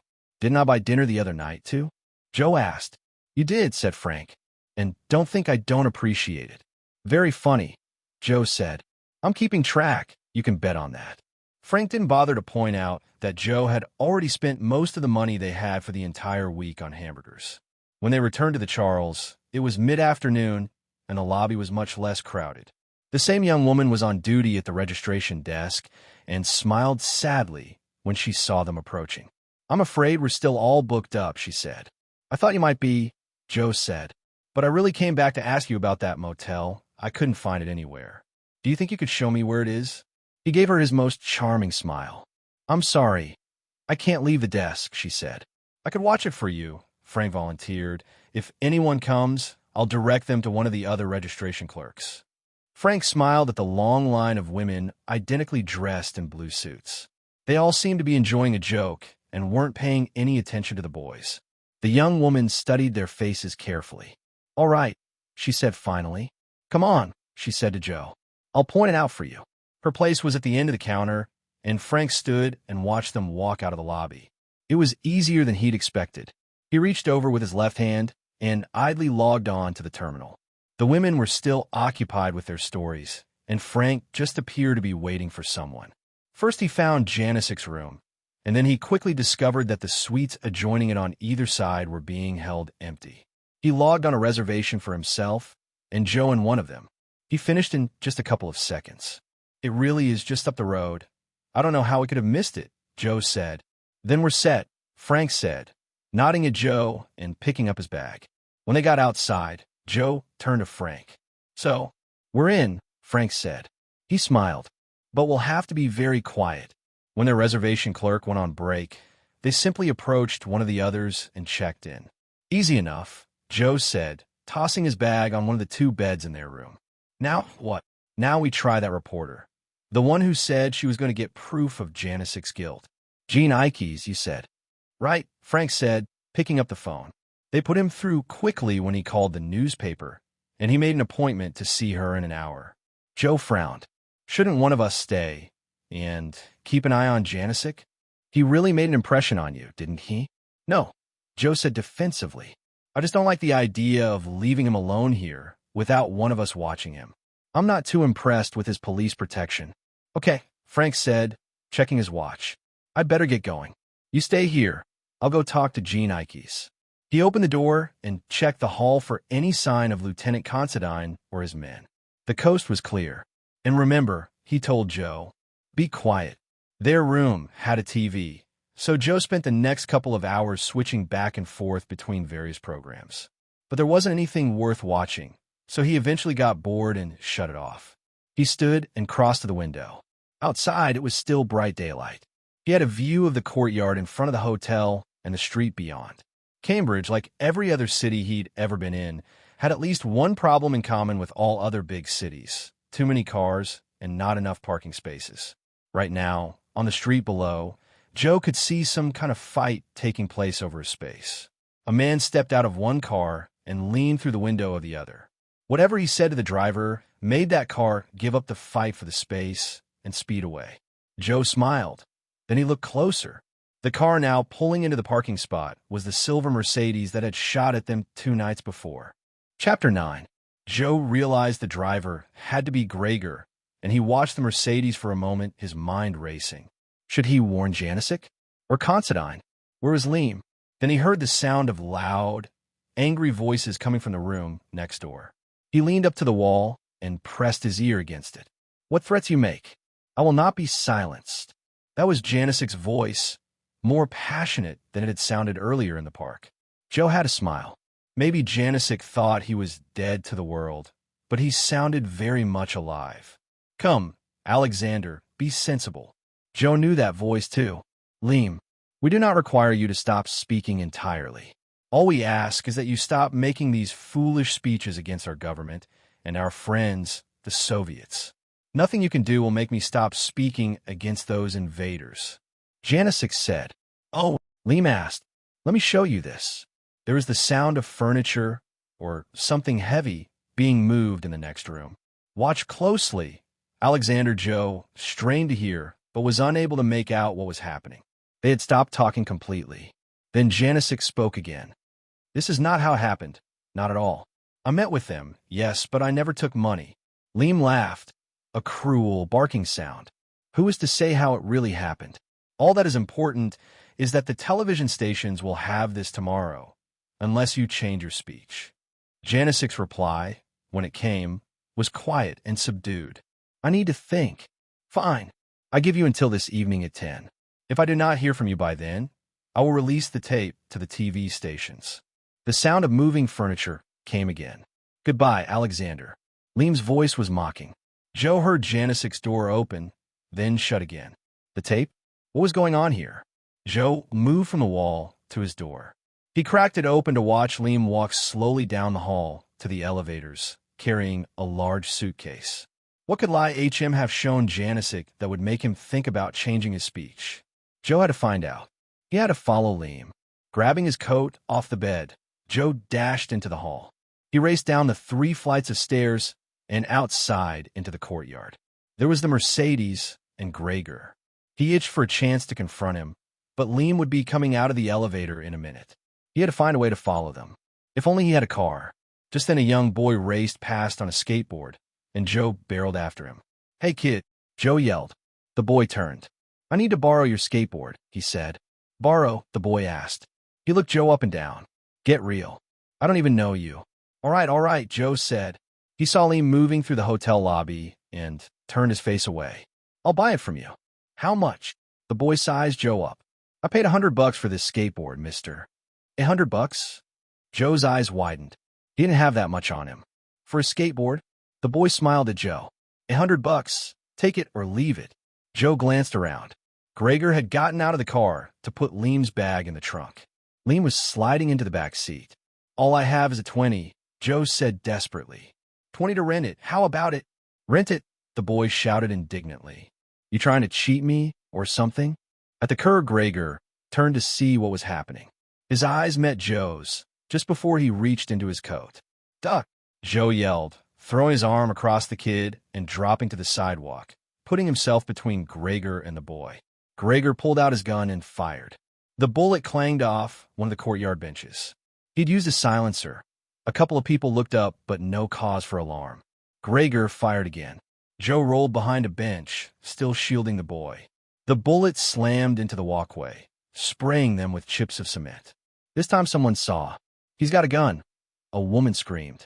Gregory holstered it and climbed into the Mercedes. The car screeched off down the street. The boy looked up at Joe with wonder in his eyes. He wasn't even scared. Joe saw. None of this was real to him. Wow, the boy said. Are you a secret agent? Or something? Or something, Joe said, brushing himself off. Gregory was getting away, and he couldn't follow. Well, why didn't you say so? The boy asked. He pointed at his skateboard. Take it. Joe smiled at the boy. Thanks, I'll return it. He climbed on the skateboard and started to roll uncertainly down the sidewalk, slowly at first, then picking up speed. He hadn't been on a skateboard in a couple of years. Go get him, the boy cheered, raising his fists and shouting. Gangway, Joe yelled as he wobbled down the hill. People dodged from the path of the obvious maniac, letting Joe keep the Mercedes in sight. The car came to the bottom of the hill and turned right, in a heavy traffic. Joe knew he'd be able to keep up with the car, caught in traffic. Then he saw the sidewalk ended at the bottom of the hill. Joe gulped. Taking a deep breath, he jumped the curb and landed smack in the middle of traffic. Joe leaned wildly to his left, then right. He was going to fall. He was going to get run over. Desperate, he grabbed onto a truck in front of him to steady himself. He clung to it like a drowning swimmer to a life preserver until he'd regained his balance. Joe looked up and smiled. He'd managed to latch onto a vehicle 2 cars behind the Mercedes. If they stayed off the highway, he'd be able to follow it wherever it went. Of course, all that depended on how long he could keep his balance and whether the truck turned off. Frank held out his hand. Jean Ikes. That's right. The woman in front of him smiled and shook hands firmly. She looked in her mid-30s, with long dark hair and a square, pleasant face. And you are? Frank Hardy, he said. I was hoping to talk to you about Alexander Janisic. The woman nodded. I have very little time, but you said you had some information for me? Frank pulled up a chair next to her desk. They were in the middle of the newspaper's city room. Dozens of people occupied the single room, some dropping off copy on the many desks around him, while others were typing in front of small computer monitors attached to all the desktops. What do you have for me? Frank decided to take the direct approach. What makes you so certain that? He tried to remember her exact words. Alexander Janisic has been accepting money from the CIA for his anti-Czech speeches. She frowned. Why are you so concerned? Frank leaned forward. I think he's being smeared, and I think you're being used. Her lips tightened. A strong accusation. Frank nodded. I realize that. Who are your sources for this information? You know I can't tell you that, she said. A man named Liam, or KRC perhaps? Her eyes widened, and she stared at Frank, surprised by his knowledge. They're with the STB, the Czech secret police. How I know this isn't important, Frank quickly continued. But I have to know if they gave you anything. You said that you were promised proof positive of Janisic's guilt. Ikes continued to stare at Frank, then shook her head. You're either on the level, or... Her voice trailed off. They promised me something tomorrow morning. And that's all you get. Frank smiled. With the STB, you said? Ikes repeated. You're sure? As sure as I am of anything right now, Frank said. Do you have a way to get in touch with them? Why should I give away that information? Because your story's not true, Frank said simply. She laughed. All right, I may kick myself in the morning for doing this, but Liam did give me a number. She rummaged around her desk. Let's see, here it is. She copied it onto a piece of notepaper and handed it to Frank. If they really are STB, that would explain why they're so anxious to see me announce Janisic's guilt. Jean Ikes gave Frank a concerned stare. And if they really are STB, you shouldn't be fooling around with them. Frank stood. I'll be careful. All right, Frank, she said, getting up as well. And I'll have some of my sources check on Liam. I'm not anxious to print this story unless it's true. I've been an admirer of Janisic's for years. Thanks, Frank said. And good luck. You can reach me at the Charles if you need to. Good luck to you, too. He went downstairs to a phone booth and called Joe. No answer. Maybe Janisic went out and Joe followed him. In that case, he was on his own for a while. He decided to dig a little more, dialing the number Ikes had just given him. No answer there, either. If only he had a way to find the address to go with that number. He'd have something. If he were home, he'd be able to tie into the telephone company's computer. But he didn't need his computer at home to do that. Not when there was someone here in Boston who could supposedly do anything with a computer. The trip back to the dorms took only a few minutes. Beast! Frank banged on the door loudly. Open up. A rustling noise came from inside the room. Frank hit the door again. Come on, Beast. The door creaked open slowly. The little blonde guy, in a long nightshirt and slippers, appeared at the door, staring at Frank. Who are you? Frank Hardy. Don't you remember? Phil Cohen's friend. Oh. The Beast nodded. Need some more ID? Frank shook his head. No. I'm sorry to bother you, but it's important. He handed him the phone number. Can you give me an address to go with this? Beast yawned and took the slip of paper back into his room, shutting the door behind him. A moment later, he emerged and handed Frank another slip of paper. This is it. That's it, the Beast said, yawning. I'm going back to bed now. Frank started to say good night, but the door closed in his face. Going back to bed. Frank looked at his watch. At 5 o'clock? He shook his head. College was going to be weird. Joe was lucky. Not only did the Mercedes stay off the highway, but the truck that he'd attached himself to stayed with the Mercedes till it pulled off the road and into a parking garage near the center of Cambridge. He let go of the truck and glided silently to a halt across the street from the garage. Gregor and Leem left the garage and entered the lobby of the building next door. As they entered, a uniformed guard waved a hand in greeting, and all three crossed to the back of the lobby and disappeared into an elevator. Joe tucked the skateboard under his arm, crossed the street, and entered the building. While waiting for the elevator and its operator to return, he studied the building directory. Apparently, there were few tenants. One whole floor was occupied by Rehearsal Systems Incorporated. Another floor belonged to a firm named Video Imaging. There was a copying firm, a collection agency, and an exercise studio as well. "Hello, can I help you?" Joe turned and found himself facing the elevator operator, a young man not much older than he was. He smiled. "Yes, maybe you can. The two men you just took up, I saw one of them drop his wallet in the garage next door. I'd like to return it." "Sure, come on in." He let Joe enter the elevator first, then followed and shut the door. "That's very nice of you. Not many people would turn in a wallet." Joe shrugged. "No big deal." "Oh, but it is," the operator said. "I'm sure there are some important papers in that wallet. Their company does a lot of important work." "Oh," Joe asked, try to appear casual. "What kind of work?" "I think it's something to do with television. They're called Video Imaging."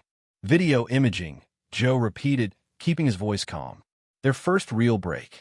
Now, maybe he'd be able to start figuring out how Janicek, Leem, Gregor, and the mysterious disappearing Chris Hardy tied together. All he had to do was find a phone. Frank should be back from his meeting by now, and they were in business. "Here you go," the operator said, opening the door. "They're at the end of the hall." "Thanks," he said, stepping out of the elevator. "I can take it from here." "Oh no, Mr. Hardy." Joe turned and saw the elevator operator holding an automatic on him. "Dr. Leem and Mr. KRC would never forgive me if you got lost on the way." He smiled. "They're waiting for you." Editor's note: in case this audiobook has been posted somewhere else, please visit AJ Aaron's audiobook YouTube channel for more audiobooks and content. Chapter 10. Frank hung up the phone again, concerned and puzzled. There was still no answer at their hotel room. What had happened to Joe? Where had he gone? He stood by the phone booth on the corner and looked down the block. The address the beast had given him was for an office building. It seemed ordinary enough, but somehow he felt the answers to a lot of the questions he and Joe had been facing these last few days were in there. He was dying to check it out, but he wasn't going in alone. That's the kind of stunt Joe would pull. He always leapt before he looked. This part of Cambridge was almost entirely commercial and almost entirely deserted now that it was after 5 o'clock. The ground floor stationery stores were all locked up, and the delicatessens and restaurants were closing up. At that moment, a flicker of movement in the alleyway between the building and the parking garage caught his attention. He pressed back against the wall and looked closer. There was a man at the service entrance of the building, trying to force his way in. Frank crossed the street quietly and made his way toward that alleyway, sticking close to the storefronts and staying out of sight. He reached the end of the last building and peered around the corner. Apparently, the intruder was having no luck. The service door was resisting all his efforts to force it open. There was something familiar about the man, about the way he moved. Then he turned slightly, giving Frank a quick look at his face. Frank stepped out into the open, unconcerned about the noise he made now. The man spun around, startled, and almost dropped the tools he'd been using. For a moment, they stared at each other. It was hard to tell who was more surprised. Then Frank spoke. "Hello, brother." Chris Hardy said nothing. "Hardy? Me?" Joe asked, studying the man's face and the way he held his gun. He was a professional, too, probably STB. Definitely not an elevator operator. "I'm afraid you have the wrong guy, mister." "And what's with the gun?" "Please." The operator shook his head tolerantly. "Don't insult my intelligence. Mr. KRC saw you following them on that ridiculous toy." He indicated the skateboard and told me to make sure you didn't get lost on your way up to see them. He motioned Joe forward with his gun. "All right, but you're making a mistake." Joe threw up his hands as if he were going along quietly, Then suddenly he flung the skateboard at the man's gun hand. The gun went off with a loud crack and flew halfway down the hall. He followed the skateboard with a left that caught the STB man square on the jaw and sent him reeling backward. He had to get out of there, and fast. That gunshot would bring everyone else on the floor running. He started for the elevator, but the operator grabbed his arm and spun him around. Joe threw a quick right, but the man ducked and circled behind Joe to block his path to the elevator. Then the STB man pivoted swiftly on his right foot and aimed a karate kick at Joe's head. Joe ducked under it and grabbed the man's foot as it passed over him. He intended to use it as a lever to swing him around. But the agent kept his balance and swung his other leg under Joe, cutting his knees out from under him. Both fell to the floor. They rolled over and over, each trying to get on top of the other. There was a flurry of blows, and then the STB man had his hands tight around Joe's throat and was forcing the breath out of his body. With his last bit of strength, Joe rammed his knees into the man's chest, lifting him up and over and slamming him into the far wall with a loud crack. Phew! Joe struggled to his knees, gasping for breath. The other man didn't move. Someone clapped. Very nicely done, Mr. Hardy. Joe groaned. He recognized that voice. Liam stood over him, two other men flanking him. Both were holding guns on Joe. And now, if you would please accompany us, he smiled. Mr. KRC is very anxious to see you. Slowly, Chris let his hands drop to his sides. I shouldn't be so surprised you managed to find this place. He forced a smile. Actually, I'm glad you're here. I didn't think I'd ever see you again, Frank said. He studied the tools Chris had dropped. Now that he was closer, he could see that they were electronic gadgets. It seemed as if Chris wasn't using force to get into the building at all. What are you doing? I'm disarming the building's, Liam's, security system, Chris said. It's quite sophisticated. He picked up his tools again. I can stop them here tonight with your help. Not so fast, Frank said, grabbing Chris's shoulder and turning him so he was looking directly into his eyes. A friend of mine pieced together that videotape you were carrying. We watched it last night. Who was that man you shot? Chris shook his head slowly, but said nothing. And who are you? What country do you work for? Frank asked. Again, Chris shook his head, avoiding Frank's eyes. Frank exploded. Why don't you tell us what's going on? First you come to us to help you prove Janicek is being framed. Then you run away before we can help you. I didn't come to you for help, Chris yelled back. I came to your father. Well, you got us, Frank said angrily. And you'll find that once Joe and I start something, we like to finish it. Now what's this all about? Chris took a deep breath. I've been waiting across the street all day for the chance to disarm and get inside this building, Chris said. Earlier Liam and KRC went out. I thought the others would leave soon. Others? The other employees of Liam's company, the other STB agents here. But they haven't left yet, and now Liam and KRC have returned. He looked Frank directly in the eye. Joe followed them in half an hour ago. He hasn't come out yet. Frank turned white. Joe followed them in alone. He was too concerned for his brother to be angry at him. I didn't see him until it was too late to stop him, Chris said. Now, are we going to disarm this system and go in there? Or do you want to ask me any more questions? In answer, Frank picked up one of the electronic gadgets and carried it over to Chris. Okay, he said, grim determination in his voice. Show me how to use this. I said I would kill you, and I will. Make no mistake about that. In contrast to the last time Joe had seen him, Gregor was calm and in complete control of himself. He paced slowly back and forth in front of Joe, who was sitting in a chair with armed guards standing on either side. They were in the company's security center.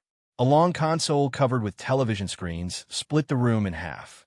The screens were tied into cameras hidden throughout the building. Joe hadn't expected to find this level of technical sophistication, but that wasn't the only surprise he'd gotten at video imaging. The first had come after Liam led him through dozens of offices to this room. The equipment around him exactly duplicated that which he and Frank had found in Chris's basement. He hadn't been able to put all these pieces of the puzzle together yet, but the picture was getting clearer. I will not have you interfering in our plans again. I want to know everything you and your brother know. Gregor stopped pacing directly in front of him and rested his palms on the arms of the chair Joe sat in. He leaned forward until their faces were barely 6 inches apart. Tell me, and I promise you a painless death. Joe shook his head. That doesn't sound like much of a bargain to me. Where is your brother now? Gregor asked. Joe stifled the urge to ask which one and merely smiled. Gregor shrugged as if to turn away and backhanded Joe hard across the face. I did not like you, boy, he said. I did not like looking over my shoulder and finding you there. He snapped his fingers. One of the guards handed him a gun. He pointed it at Joe. Answer my question. Where is your brother? Joe shook his head. He tasted blood running from a cut in his lip. I honestly don't know. Gregor studied the gun in his hand. I said before I didn't like using this as a weapon. He smiled and cocked the trigger. Perhaps in your case, I will make an exception. Joe shut his eyes. No, I forbid it. Joe cracked an eye open. Liam had entered the room and stood beside Gregor, one hand on his arm. We cannot keep committing murders, Gregor. Not in this country. The taller man removed his finger from the trigger and pressed his lips tightly together, trying to control himself. Yes, doctor, he said, lowering the gun slightly. What would you have me do? Liam smiled. Be patient, my friend. All our plans will triumph very soon. He reached for the gun in Gregor's hand. Gregor swung his arm around viciously, catching Liam full in the face with the butt of his gun. The doctor fell to the ground as if he'd been struck by lightning. Patience, Gregor roared. Patience is for weaklings, doctor. Liam stirred slightly. Gregor reached down and hauled him to his feet. I will let you continue with your ridiculous, expensive scheme because Prague has ordered me to. But it is I who am in control here, I who will deal with this intruder. Is that clear? Liam nodded feebly. Now do whatever you need to do. He shoved Liam, and the doctor stumbled out the door. Gregor turned his attention back to Joe. Wait a minute, I thought you were on the same side. We are, Gregor said, but I disagree with the doctor's methods. He will be satisfied to ruin Janicek's name, as if that would silence the traitor forever. But there is only one way to make sure one's enemies are truly silenced. He smiled at Joe and raised the gun, pressing it to Joe's head. This way. Chapter 11. Joe shut his eyes. He heard a loud, almost deafening noise. Then another, and another. He opened his eyes. The security center was in a state of frenzied activity. Alarms were going off everywhere. What? Gregor said, turning away from Joe. What is happening? A break-in, sir, downstairs. One of the men who had been guarding Joe was now hunched over a security monitor, unable to isolate the location. Doctor, Gregor yelled, striding out of the room. He turned back and pointed at Joe. Keep an eye on him. The guard not watching the monitor leveled his gun at Joe. Gregor returned with Liam. The whole right side of the doctor's face was swollen. Gregor motioned him over to the security monitor. What is this taking place? Why don't we see anything on the cameras? He asked. Liam's fingers ranged over the controls expertly, and the cameras began moving, their view changing on all the screens. There, Gregor pointed, downstairs at the service entrance. He turned to Joe and smiled. It looks as if your brother has decided to join us. Joe sat up. Sure enough, there was Frank, apparently trying to force a door downstairs. Liam shut off the alarms, but continued to work the console. This is strange, he said. I can't get the cameras to move any farther. What is the matter? Gregor asked. He pointed to the two guards. You, and you, go downstairs, escort our friend back here. He'll want to see his brother. The two guards left, and the man Joe had met earlier, who had been posing as the elevator operator, walked in.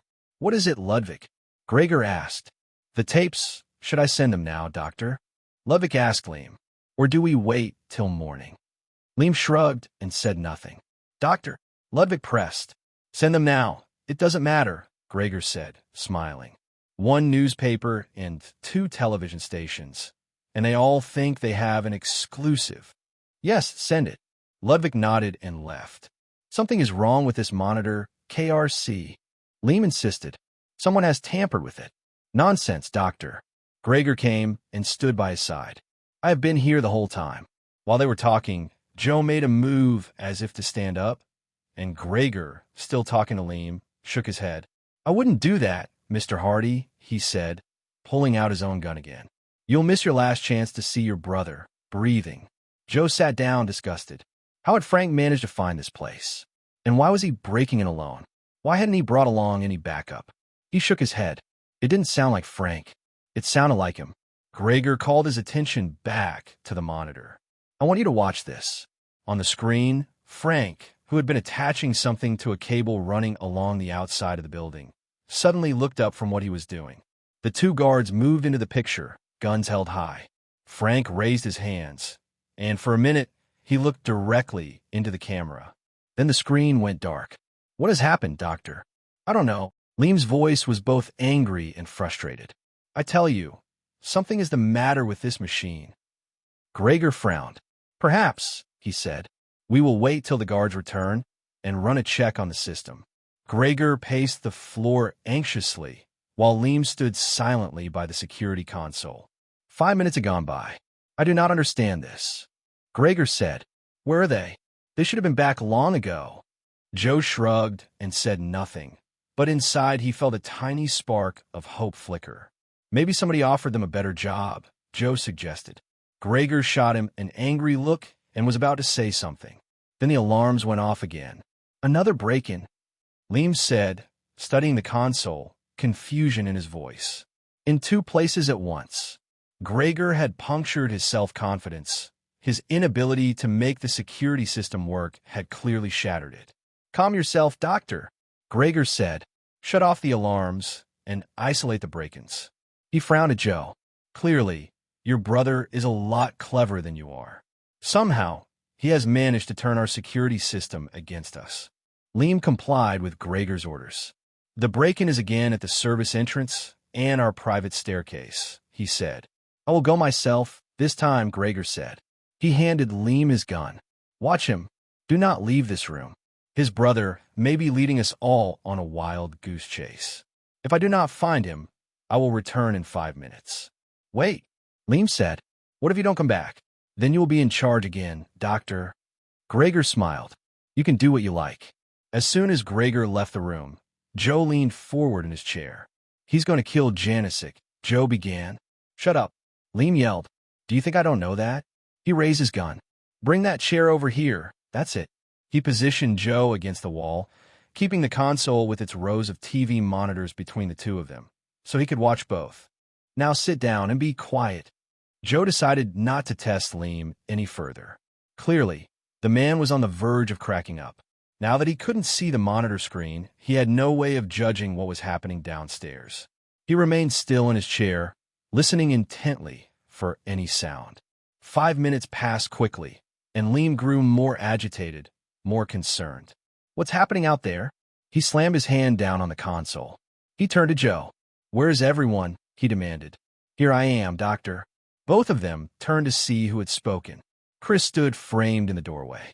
You, Liam said. I'll bet you never thought you'd see me again, Chris said, walking into the room. Hello, Joe. Joe nodded but said nothing. He was as confused as Liam was upset. But you're dead. Liam shouted hysterically, all his self-control gone now. I saw Gregor shoot you. Chris shrugged and circled slowly around the room, maintaining his distance from Liam till he was standing beside Joe.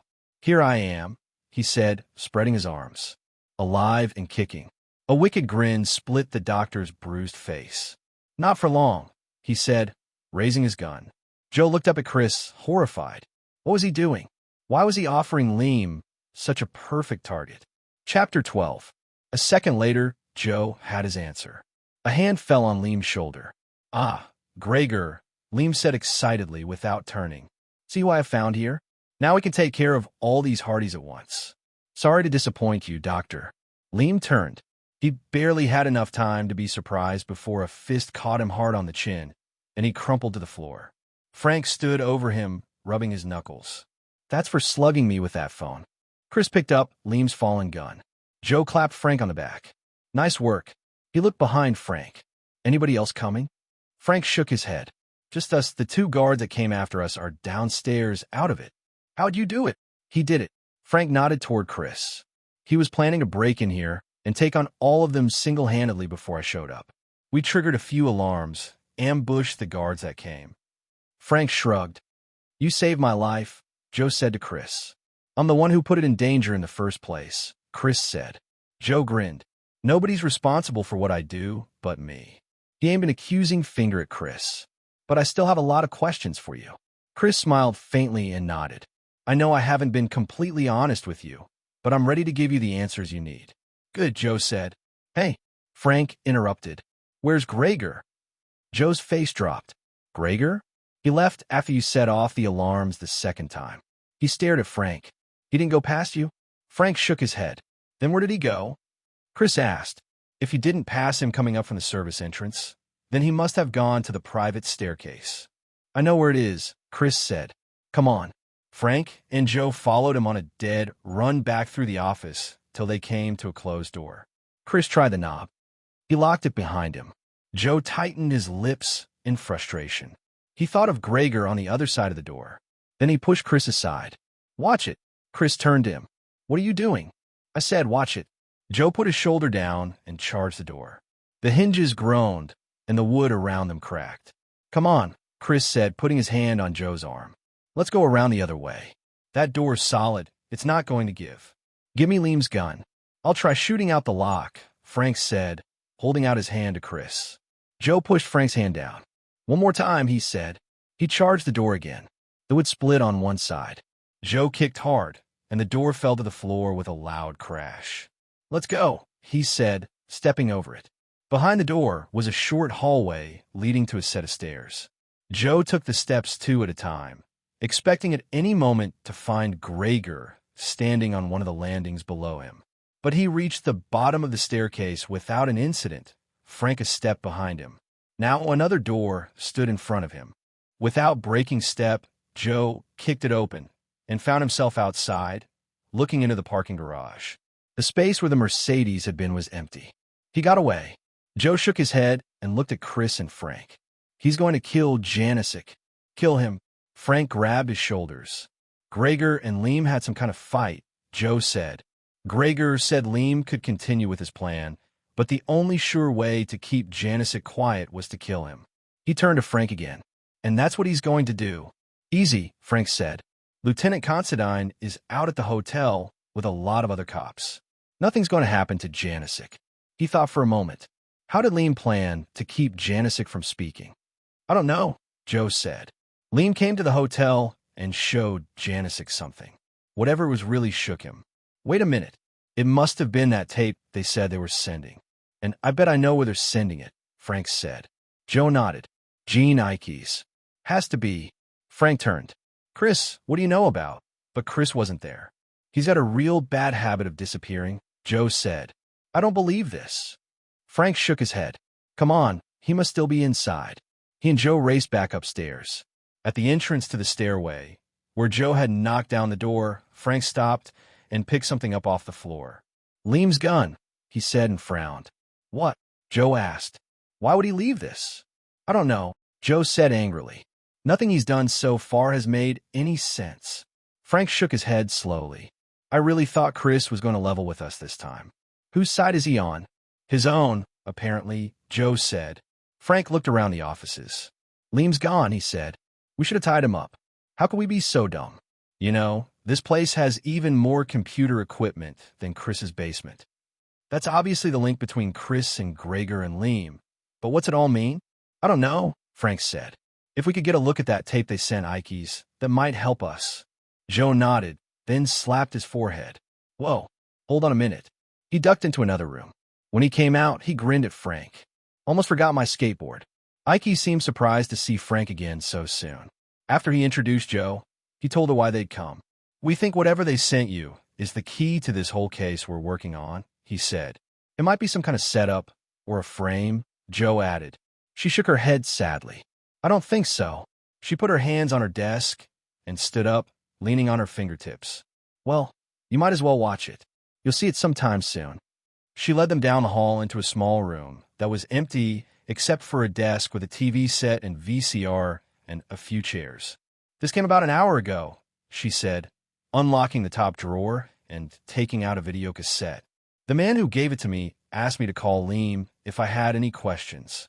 She inserted the cassette into the machine and turned back to them. Before I play this, I want you to know something. I've been writing for the Tribune for 5 years, and I've admired nobody in the world as much as I've admired Alexander Janicic." She sighed heavily. "This tape broke my heart." Frank met her eyes and nodded, but said nothing. "That's the only reason I'm showing it to you, because I think it will break yours too. And because if there's any chance you can help prove it is a fake or a setup," she managed a tired smile, "well, I'll take that chance. Otherwise, I'm stuck with a story that I really don't want to write." She started the tape and sat down with them to watch. It looked like the kind of film a bank's security camera would take, only with sound. The camera showed two men sitting at a table in an otherwise empty room. Frank didn't recognize either of them. Then Alexander Janicic entered. Frank sat up and watched closely as the two men on screen rose to greet Janicic. They obviously knew one another, though their greetings were more courteous than friendly. Janicic sat down at the table, facing the two men. They handed him a sheaf of notes and an envelope. Janicic glanced over the paper and opened the envelope. It was full of $100 bills. Smiling at the two men, Janicic stood, shook hands again, and left the room. The reporter stopped the tape. "I assume you recognize Janicic. The two men you saw with him are Roger Douglas and David McCormick. They're both CIA." Frank shook his head, unable to believe what he'd seen. "Still think he's being framed?" Ikes asked bitterly. "Or are we the patsies in this picture?" The Hardys said nothing. There was nothing they could say. "Well then, you'd better show yourselves out." Ikes stood and turned to go. "I have to get busy. I have a story to write." Frank and Joe took the subway back to the Charles. Both were silent for most of the ride. Earlier that day, when he had listened to Janicic talk about what had happened to his country, Joe had thought of him as a patriot and hero. Now he didn't know what to think. How could he doubt the evidence of his own eyes? "Frank," he asked, "do you believe what we just saw?" His brother took a long time answering. "I have to," he said finally, "but it doesn't make sense. Why would Janicic take a payoff? He doesn't seem like the kind of man who needs or wants a lot of money." He shook his head. "It just doesn't make sense." "Nothing about this case makes sense," Joe agreed. Frank knotted his hands together, frustrated. "I can't help the feeling that the clue we need is right in front of us, and we're just missing it. Maybe we ought to call on the police." "The police? You mean Considine?" Joe asked, opening the door to their hotel room. "I don't think he wants to hear anything more from us." He walked in the room and stopped suddenly. "Oh, I wouldn't say that," a familiar voice said. "There's a whole lot more I want to hear from you. Only I'd rather not talk here." The lights came on. Lieutenant Considine was sitting on one of the beds. Two uniformed police officers stood by the window. Considine motioned the two officers forward. "Let's take a little trip to headquarters, shall we?" Chapter 13. "I don't know what kind of police force you have in Bayport," Considine said, pacing back and forth in front of the small table where the Hardys sat, where they'd been sitting for the past 4 hours. "But here we don't look kindly on kids who fake graduate student IDs and break into hotels. I could throw the book at both of you." Joe glared at the lieutenant, but held his tongue. "Lieutenant, did you check those names we gave you? Gregor KRC, Finley?" Frank asked, taking another sip of the coffee in front of him. He'd almost nodded off twice during Considine's interrogation. "I'm not interested in fantastic conspiracy stories, or how the Czech secret police is invading Boston Common." Considine tossed their phony ID cards on the table. "Let's start with where you got these." "Look," Frank began. "I told you, what's important here is that this Gregor KRC is on the loose, and he intends to kill Janicic." "Lieutenant, that's what you ought to be focusing on. Don't you tell me what my job is." Considine roared, slamming his hand down on the table right in front of Frank. Coffee sloshed from the cup onto the table. His partner laid a restraining hand on Considine's arm. "I'm going to walk out of this room for 5 minutes," the lieutenant continued softly, stabbing a finger in Frank's face. "When I come back, you boys had better be ready to give me some answers." He stalked out of the room, slamming the door behind him. The lieutenant gets a little intense sometimes. His partner, a detective named Mitchell, pulled up a chair and sat in front of them. "But he's an all right guy." He smiled at Frank and Joe. "Maybe before he comes back, you could tell me a little bit more about why you checked into the Charles, in the room right next door to Janicic's." The brothers exchanged a knowing glance. They knew this game too well, having pulled it a few times themselves, The good cop, bad cop routine. Like we said, Joe began, we felt Janicek's life might be in danger. We knew that Gregor and Leem, that is, we're going to try to frame him somehow, so please, the detective said, holding up his hand. No more talk about Janicek being framed. We've all seen the film on the local newscast tonight. Joe glowered at him. That's not the point, is it? This guy Gregor was crazy enough to shoot at me, and now he's after Janicek. It doesn't matter whether or not he took money from the CA. His life's in danger. So you say. Mitchell stood and began pacing. What about the kid whose skateboard I borrowed? Joe asked. His name's on it. Why don't you call and ask him about the shooting at the hotel? The detective smiled faintly, as if to let Joe know he didn't believe that part of his story, either. We'll try that in the morning.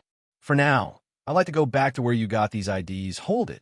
Considine walked back into the room, madder than he'd been before. Joe braced himself for another round of questions. Let him go, Considine said flatly. Joe swiveled around to stare first at Frank, then at Considine. Let's go, Joe asked. Let them go, Mitchell repeated. You heard me, Considine roared. Let them go. FBI says the guys they're talking about, Gregor and Leem, really are Czech agents. We've got orders to arrest them on sight. And those two guys we picked up unconscious at that video imaging place, they're STB, too.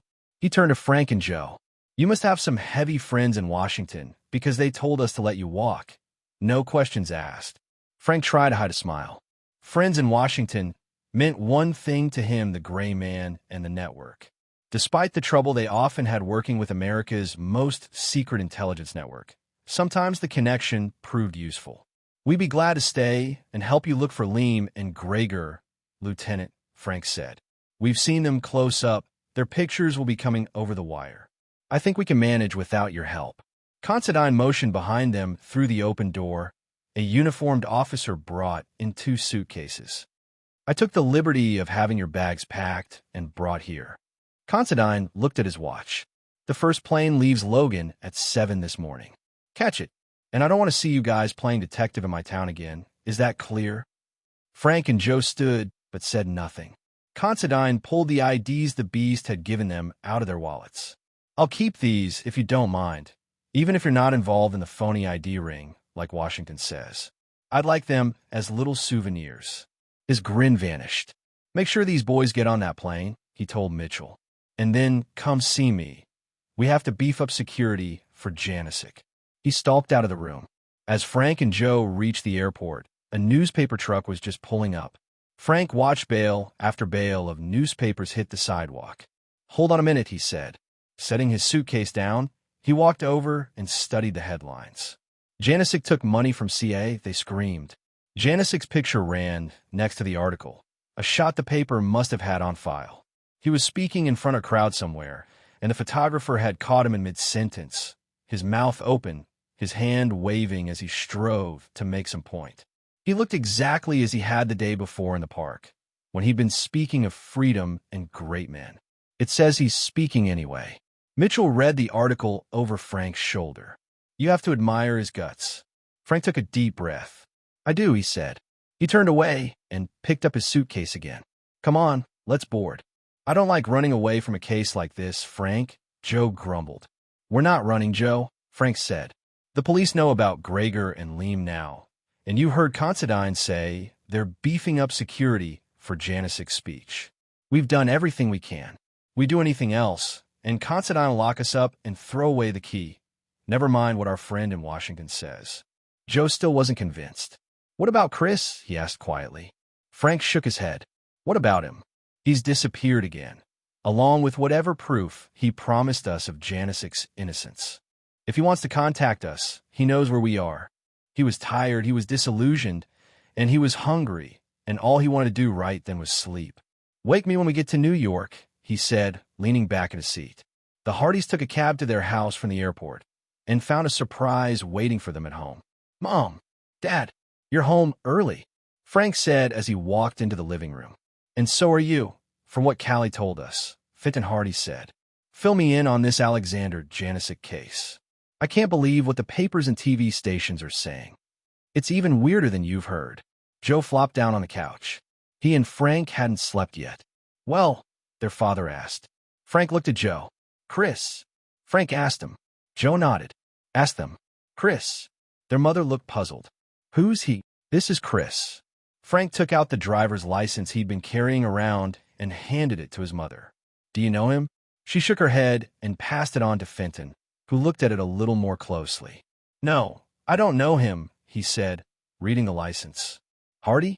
Is he related to us? That's what we were going to ask you, Joe said. Their parents stared at him. Go ahead, we're listening. Joe opened his mouth, then shut it. You tell them, he said to Frank. He told us. He stopped and tried to start again, unsure of how to ask the question without seeming ridiculous. He looked at Joe, who nodded vigorously, silently urging him on. Frank decided there was no way to handle it without being ridiculous, so he just came out with it. He told us he's our older brother. Frank and Laura Hardy stared at him, then Joe, then they turned to each other. Well, Joe asked, is it true? His parents began to laugh. What kind of a question is that? His father asked, shaking his head. Boys, his mother said, still trying to stop laughing. I can assure you you don't have an older brother. Whatever or whoever gave you that idea. It has to do with this case, Frank said.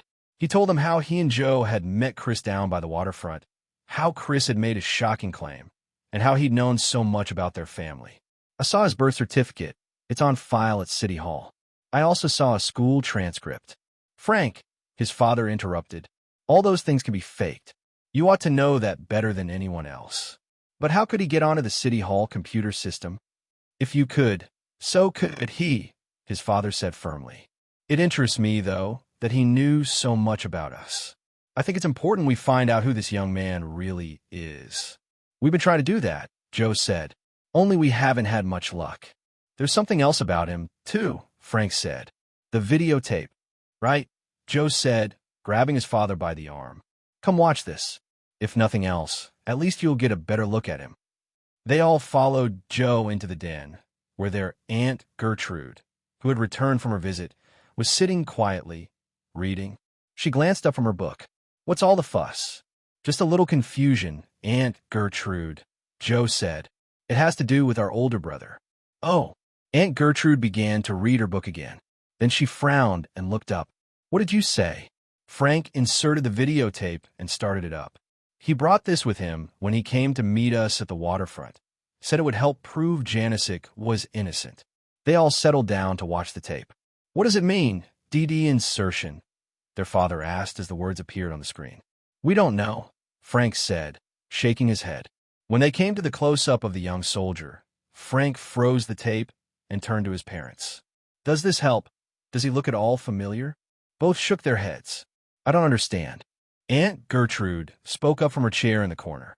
Are you trying to identify that actor? Actor? Frank echoed. That's right, Frank. She shook her finger. Don't you recognize this film? Frank shook his head. Tell me. She stood and walked to the screen. This is a scene from Deadly Deception, that big suspense movie from a couple of years ago. This is the scene where they killed General Voroloff. She pointed at Chris's face and frowned. This man's face doesn't look familiar. I was quite sure that another actor played this part. Oh, well, she said, sitting back down. I must have been wrong. No, Aunt Gertrude, Frank said, as understanding dawned on him at last. No, you weren't wrong. He turned to Joe. Get it? DD insertion. Deadly Deception insertion. Joe said excitedly. Somehow, Chris's face has been inserted on top of the original actors. Right. Frank nodded. So he never killed anybody. Joe balled his right hand into a fist and smacked it into his left palm. And that could mean Janicek never took that money, either. The whole thing's a fake. Chapter 14. A fake? Laura Hardy asked. How can you fake a film? We're not talking about film, Mom, Frank said.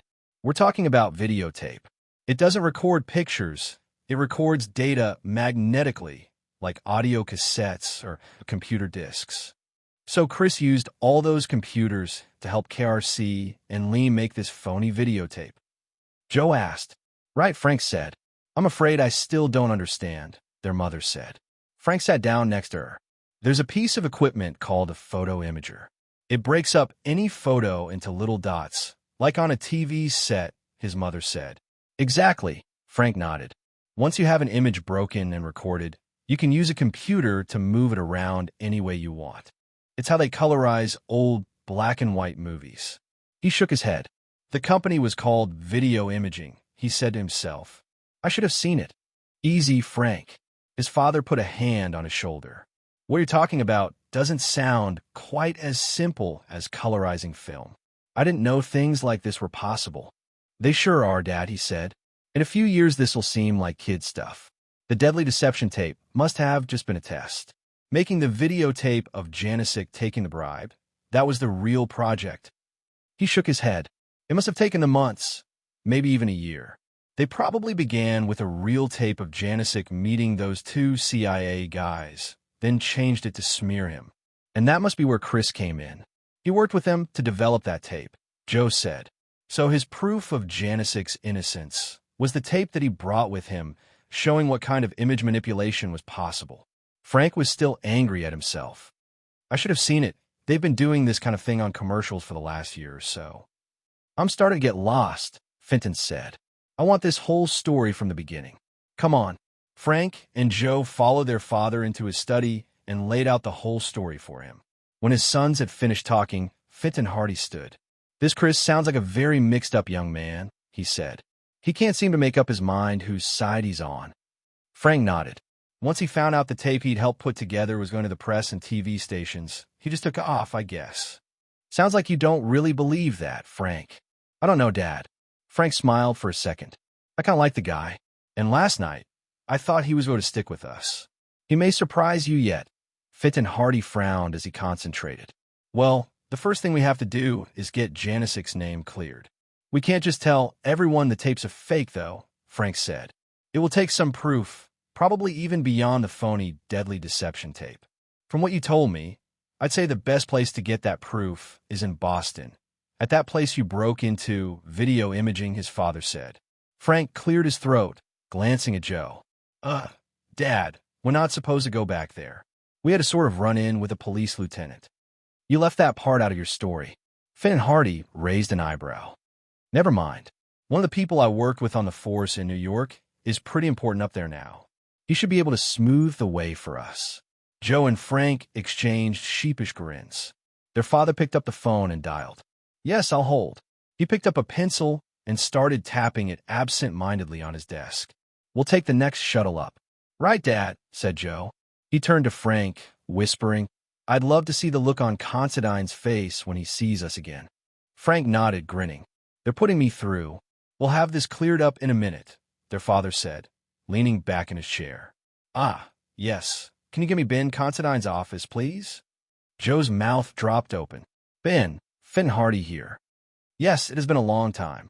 I wonder if, as one, Joe and Frank got up quietly and headed for the door. Hold on a minute, Ben. Fenton covered the receiver. What's the matter with you two? Don't you want to tell Lieutenant Considine what you found out? He asked. They both shook their heads. We're kind of tired of talking to the police, Dad. Frank smiled weakly. You do it. The plane ride to Boston was just long enough to be uncomfortable for Frank and Joe. They'd had to explain to their father why they hadn't been entirely truthful with Lieutenant Considine. By the time they reached Cambridge again, though, they had cleared that up. Considine met them at the precinct house. Fenton, he said. The two men shook hands. Then he stared at Frank and Joe.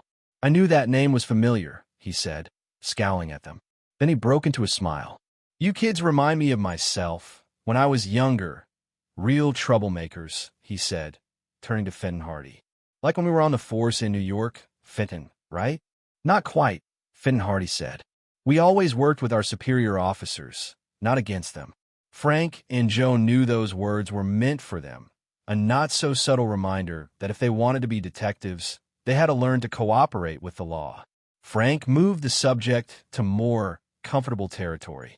I think the thing to do, with your help, Lieutenant, he added, is to check out Video Imaging again. That's where we'll find proof of how they made these tapes. Yeah, Joe said. We didn't exactly give it a thorough going over before. Finn nodded. Seems like a good idea to me. Can you spare a few men to help? Considine shook his head. I haven't had a chance to check the place out at all. The new proof about Janicek has the campus up in arms. Demonstrations are starting already, he frowned. And we're still waiting for the FBI to get us pictures of those two, KRC and Liam. With all the VIPs in town for Janicek's speech, I need everyone I have on campus. Frank thought for a moment. I know who could help us, Lieutenant. There's a student on campus who's a real computer expert. Get him down here, Considine said, glancing at his watch. He pointed Frank to an empty desk. Use that phone. He turned to Fenton. I'll count on you to keep everything under control. I've got to get back to the JFK Center. Fenton nodded. Frank called the Beast and explained why they needed his help. Wow, he said when they were finished. They must really have some hardware to pull that trick. I'll be there in 5 minutes. He was, and a few minutes later the four of them were in a borrowed police car on their way to downtown Cambridge. Fenton drove, with Joe in the front seat next to him and Frank and the Beast, who introduced himself as Larry, in back. Right here? Their father asked, pulling into the parking garage next door. This is it, Frank said. I never thought I'd see this place again. Joe shook his head, thinking of how close he'd come to dying in that building. I've been here before. Only at night, though, the Beast said, getting out of the car. We're going to video imaging, right? The three Hardys stared at him. My friend Chris works here, the Beast explained. Hold it, Frank said, pulling him back into the car. Chris? Chris Hardy? Nah, the Beast said. Chris Bayer. Fenton smacked the steering wheel.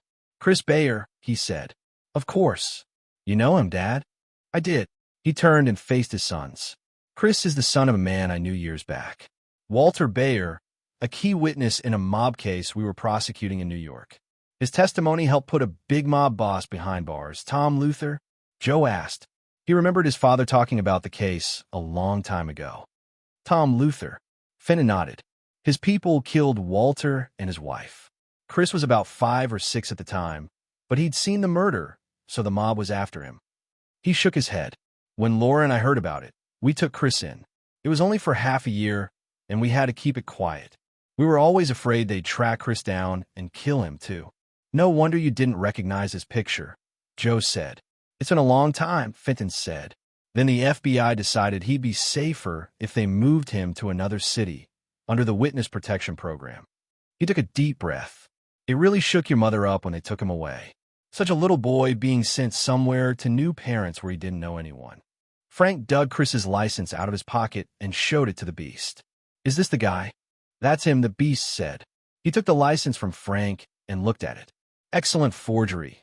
Chris really is much better at this than I am. Frank took the license back. What else can you tell us about him? The Beast frowned. Not much. We used to meet here, or at his place. All the way out in Northampton? Joe asked. That's at least a 2-hour drive from here. Northampton? The Beast shook his head. No, his apartment's here in Cambridge, right on Wyndham Street. It might be worth taking a look at that apartment, Dad, Frank said. Fenton Hardy nodded, starting up the car again. Let's try there first. They found Wyndham easily enough. Except for the motel on the corner, it was a street of quiet frame houses. The one they pulled up had been a bright yellow. Now it needed a fresh coat of paint. This is it, the Beast said. Looks like student housing to me, Fenton Hardy said. Larry nodded. Most of the block is. Chris has been here for a while, though. He's really got the basement fixed up. Let's check it out, Joe said. They went down a short flight of steps to a separate basement entrance with its own bell. They rang it. No answer. Frank wasn't too surprised. He hadn't expected it to be this easy to find Chris. Not after the wild goose chase he'd led them on. Dad, Frank, come here. Joe knelt at one of the basement windows. There's somebody in there, but he's not moving. Fenton Hardy gently pushed his son aside. Let me see, Joe. Frank peered over his father's shoulder. Dad, it looks like Chris. Fenton nodded. Let's get in there. He took off his jacket, wrapped it around his fist, then smashed the window. Joe reached through the broken glass, unlatched the window, climbed inside, and gasped. What's that smell? Gas. Fenton was right behind his son. Don't touch a light switch, or do anything to cause a spark. You could turn the whole place into an inferno. Let's get Chris and get out of here. He turned to the Beast, who peered nervously through the window. Larry, ring doorbells, get anybody who's in the house out on the street. The Beast left. Fenton and Joe moved forward. Chris lay sprawled in the middle of the living room floor. Joe knelt down, feeling for a pulse. He's not dead, just unconscious, and he has a very nasty lump on the head. All right, Fenton said. He glanced around. Let's pick him up and get out of here. Dad, wait. Joe had caught sight of something around the corner in the next room. He stepped back and found himself in the kitchen. The oven door was open, and on the floor lay another body, that of a woman. Joe bent down to look closer. Then he heard a noise behind him. Ludwig, the man who'd posed as the elevator operator the night before at video imaging, was tapping on the back window. He smiled when he saw he'd gotten Joe's attention. What the Joe began. Then he saw the cigarette lighter in Ludwig's right hand. The STB man flicked it, sending a small flame shooting up into the air. Still smiling, he kicked in the window, tossing the lighter into the kitchen. Joe threw his hands over his face. But that didn't stop the explosion that followed. Chapter 15. Frank saw Joe hurtling toward him. Then a ball of hot air slammed him against the wall. A split second later, the entire room erupted into fire. He struggled to his feet. Joe was sprawled against one wall. Fenton Hardy lay on the floor, pinned under a huge bookcase that had toppled over. Chris had been thrown clear. Flames were already licking at the bookcase. Joe's eyes flickered open, and he began to cough. Frank, what, help me? Frank cried. We got to get this bookcase off, Dad. Joe staggered to his feet. Mr. Hardy. Frank. Joe. The beast was at the window. Are you all right? Larry, get in here. We need your help. Frank yelled. He knelt beside his father. Fenton Hardy's eyes were shut, and blood trickled from a small gash on his forehead. Larry climbed gingerly in through the window. Come on, Frank called impatiently. The room was already starting to fill with smoke. Joe and the beast knelt beside him. Don't try to pick this thing up, Frank said. Let's just lift it a little and roll him out from under it. Together, 1, 2, 3, lift. The bookcase didn't move. Too heavy, the beast said, coughing. It was getting hard to breathe in the room. Take some of these books out. Frank frantically began scooping books from the shelves and throwing them to the side. Again, Frank yelled. They lifted the bookcase up a few inches. Frank rolled his father out from underneath. Joe, take Chris. Frank's voice was raw as he picked up his father, slinging him over his shoulder. He opened the front door and staggered out onto the front lawn. Fenton Hardy began coughing. Easy, Dad, Frank said. You'll be all right. A group of students who must have been in the other apartments in the building crowded around. Don't just stand there, Frank yelled. Get the fire department. Frank, Joe, and the beast came out of the apartment, carrying Chris. They lay him on the ground next to Fenton Hardy. Joe collapsed to his knees, gasping for breath. Frank, there's a woman in the kitchen, unconscious. Frank glanced back at Chris's apartment. Smoke was billowing out through the front window. Frank stood. Keep the crowd back. I'm going in after her. Be careful, Joe called out, struggling to his feet. Frank nodded, bent low, and went in the front door. He could barely see 2 feet ahead of him now. The fire was everywhere. He dropped to the floor to avoid the smoke and began slithering on his stomach in the direction of the kitchen. How could the woman have survived? He asked himself. And who was she, anyway? Pushing that question to the back of his mind. There'd be time enough to answer it later. Assuming there was a later, he moved forward. The heat grew more intense. He expected at any moment to feel the hot flames actually singe his hand. Then he touched something so unexpected that he almost jumped to his feet. Water. He squinted and peered into the smoke. The explosion had ripped some water pipes loose. Water was spraying everywhere around the kitchen, and a small shower of it had formed a puddle around Jean Ikes. He pulled her to him and turned back toward the front door. What's taking him so long? Joe asked, sitting on the front lawn beside his father.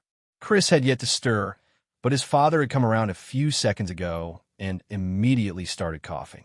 Larry had run off to look for some water for him. Shouldn't have let him go in there, Joe, his father said. Could you have stopped him, Dad?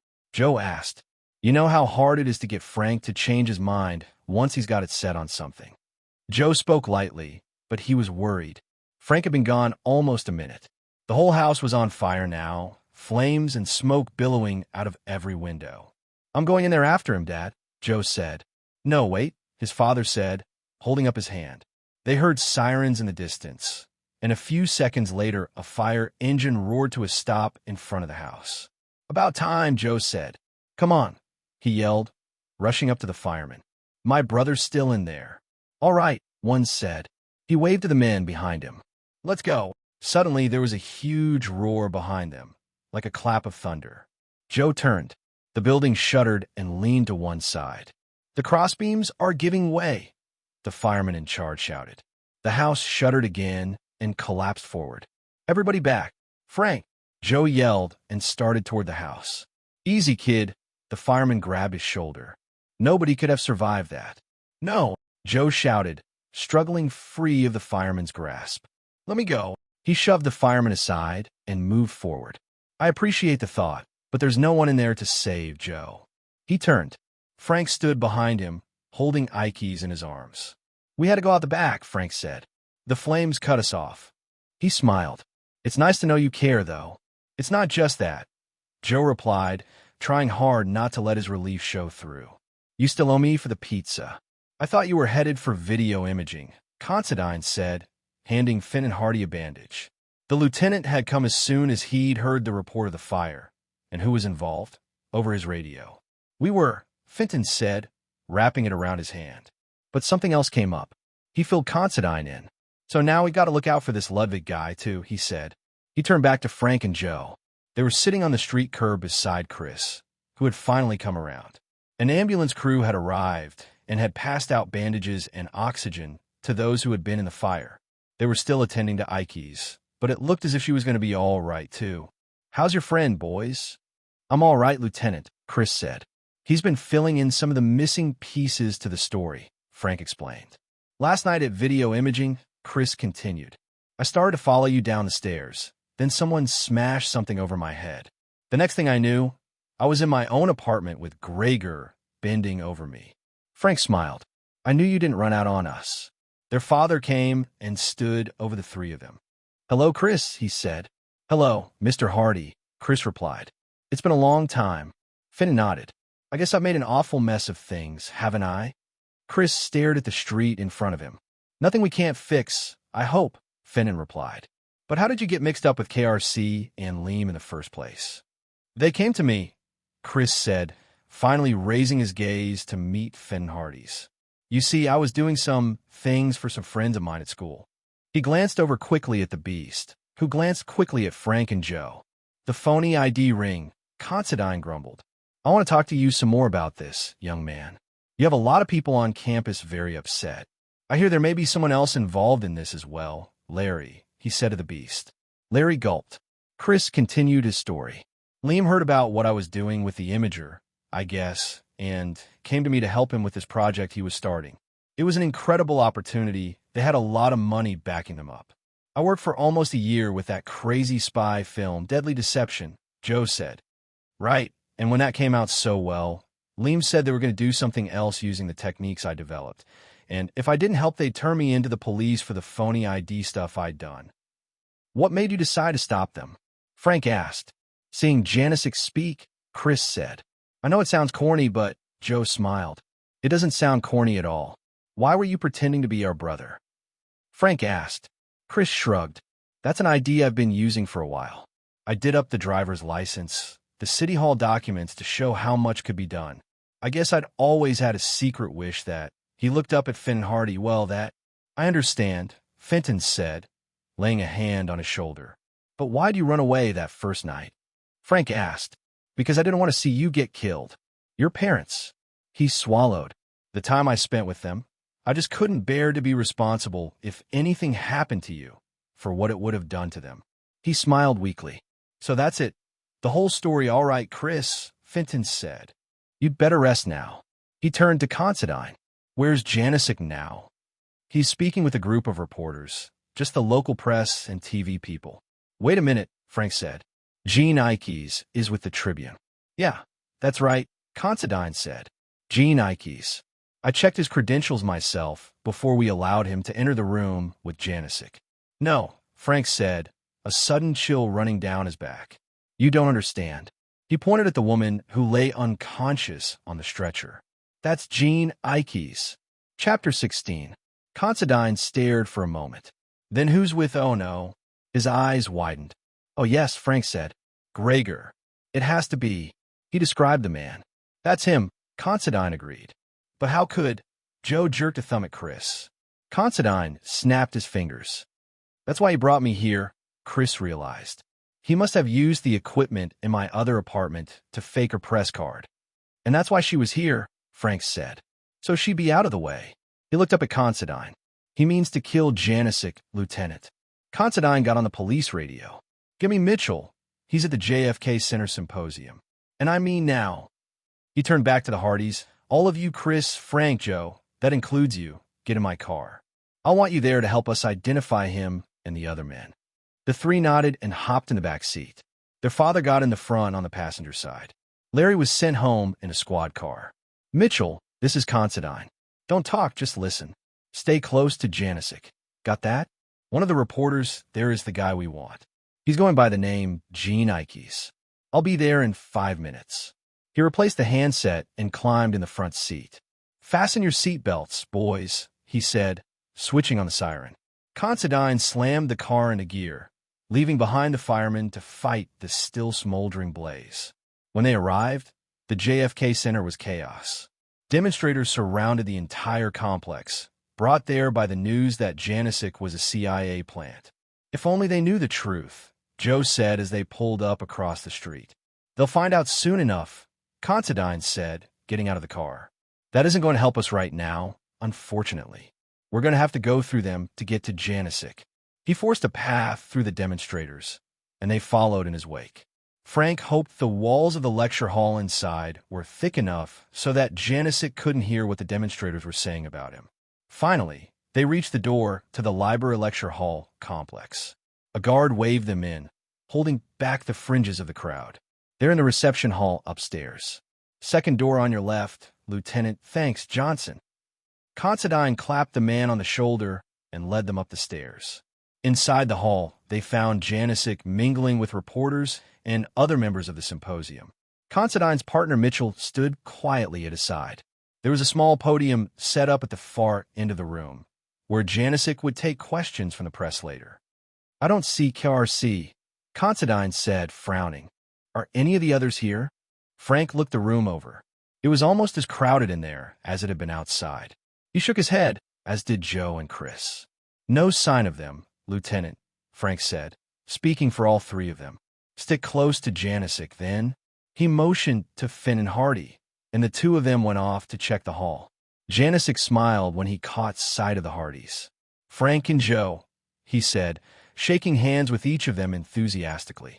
I'm very glad to see you again. And we're glad to see you too, sir, Frank put in. Just then the catcalls of the demonstrators outside got very loud. They were saying some very cruel things about Alexander Janicek. Free speech, Janicek said ruefully, try to make light of the moment. It is a wonderful thing to see in action, no matter what the cause. We know you haven't done anything wrong, sir, Frank began. Joe nodded his agreement. That's partially why we're here. Janicek's eyes glistened. I'm glad you believe me. He frowned. This tape, Liam showed it to me. I do not understand how he did it, but it is preposterous. Never would I take money from the CIA. Chris spoke up for the first time. I'm afraid that it's my fault you're in all this trouble. Oh, Janicek raised an eyebrow. And who are you? This is Chris Bayer, Mr. Janicek, Frank said. Janicek bowed his head slightly. I am pleased to meet you, Mr. Bayer. Chris explained what he had done. When he was through, Janicek shook his head gently. That is not your fault, Chris. He smiled. You were weak when you perhaps should have been strong, but to say this is your fault is nonsense. I know whose fault this is. A bearded man motioned to Janicek. I believe it is time for me to talk to the press, Janicek said, nodding in the direction of the podium. You'll excuse me. He strode off, but before he could reach his place at the podium, Considine re-entered the room and pulled him aside to whisper a few words in his ear. Janicek nodded. Considine walked behind the lectern and began to speak. I'm Lieutenant Ben Considine of the Cambridge Police Force, he began. If I could just have your attention for a moment. The crowd gathered in a semicircle facing the podium. The press, Frank could see, shoved closer to the front. I guess they have a lot of questions for Janicek, Frank thought. He could hardly blame them. We've all seen the stories in this morning's papers, Considine continued, and on TV. Some of you have even written them. The audience gave a few appreciative snickers. Considine leaned forward at the lectern. I want you all to know that based on information we have recently uncovered, I can tell you that these stories and the videotape they are based on are absolute lies. Alexander Janisic is not now, nor has he ever been, an agent of our government. He smiled, though we're very glad to have him in this country. Considine held out his hand. Mr. Janisic, he said calmly, indicating the lectern. The stage is yours. Janisic smiled and moved forward. The room erupted into bedlam. Frank exchanged a knowing glance with his brother. He began to think things were going to work out after all. Just then Frank saw Gregor enter the room and reach into his jacket pocket while heading for Janisic. Joe, Frank said. His brother turned, and at that instant Gregor caught sight of them as well. He cursed and disappeared into the hallway. Let's go. Chris, stay with Janisic. He and Frank began moving as fast as they could through the crowd. They reached the hallway. Gregor was nowhere in sight. This way, Joe said, pointing off to his right, back toward the staircase they had come up. With Frank a step behind, Joe leapt down the stairs, taking them two at a time. This time, he swore Gregor wasn't going to get away. He'd chase him down on foot if he had to. They bounded past the guard at the entrance and out into the crowd of demonstrators. There he is, and Liam's with him, Joe yelled. He pointed down a path that led into JFK Park, the same path they'd taken with Janisic the day before. Gregor and Liam were on that path, running past the pillars engraved with the late president's speeches. The STB agents cut across the park diagonally, heading for the far corner near the river. Frank and Joe set off in pursuit, steadily closing the gap. A few hundred feet in front of them, the park ended at an intersection where two busy roads crossed, one running parallel to the river, the other back over it into downtown Boston. Gregor and Liam reached the intersection and started through it. A car screeched to a halt, barely missing them. As they got to the other side, another car plowed into the one that had stopped. In seconds, the entire intersection was jammed with cars. Drivers began honking their horns and screaming at one another. Great! Joe stopped at the corner, breathing heavily. How are we going to get across that? Frank never missed a step. He scrambled onto the hood of one car and jumped from that one onto the hood of the next, leapfrogging his way across the intersection. Joe followed him. They left behind many angry drivers. Directly across the intersection, an old brick building, covered with ivy, stood on the river's edge, one of the many boathouses that dotted the banks of the Charles. There was a small motorboat tied to the dock at the back of it. Gregor and Liam had apparently seen it, too, for they were already splashing through the water toward it. Joe waded in after them, the shock of the cold river water sending chills up his back.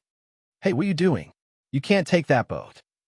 Two students stood on the sloping wooden launch platform next to the dock, about to launch a two-man skull. One of them gestured angrily at Gregor. That's not. The STB man raised a gun. The student backed off, dropping his oars. His friend did likewise. Both turned and ran, disappearing around the far side of the boathouse. Gregor and Liam clambered into the boat. Liam started the engine. Oh no, Joe yelled, watching the motorboat pull out onto the river. They're getting away. Chapter 17.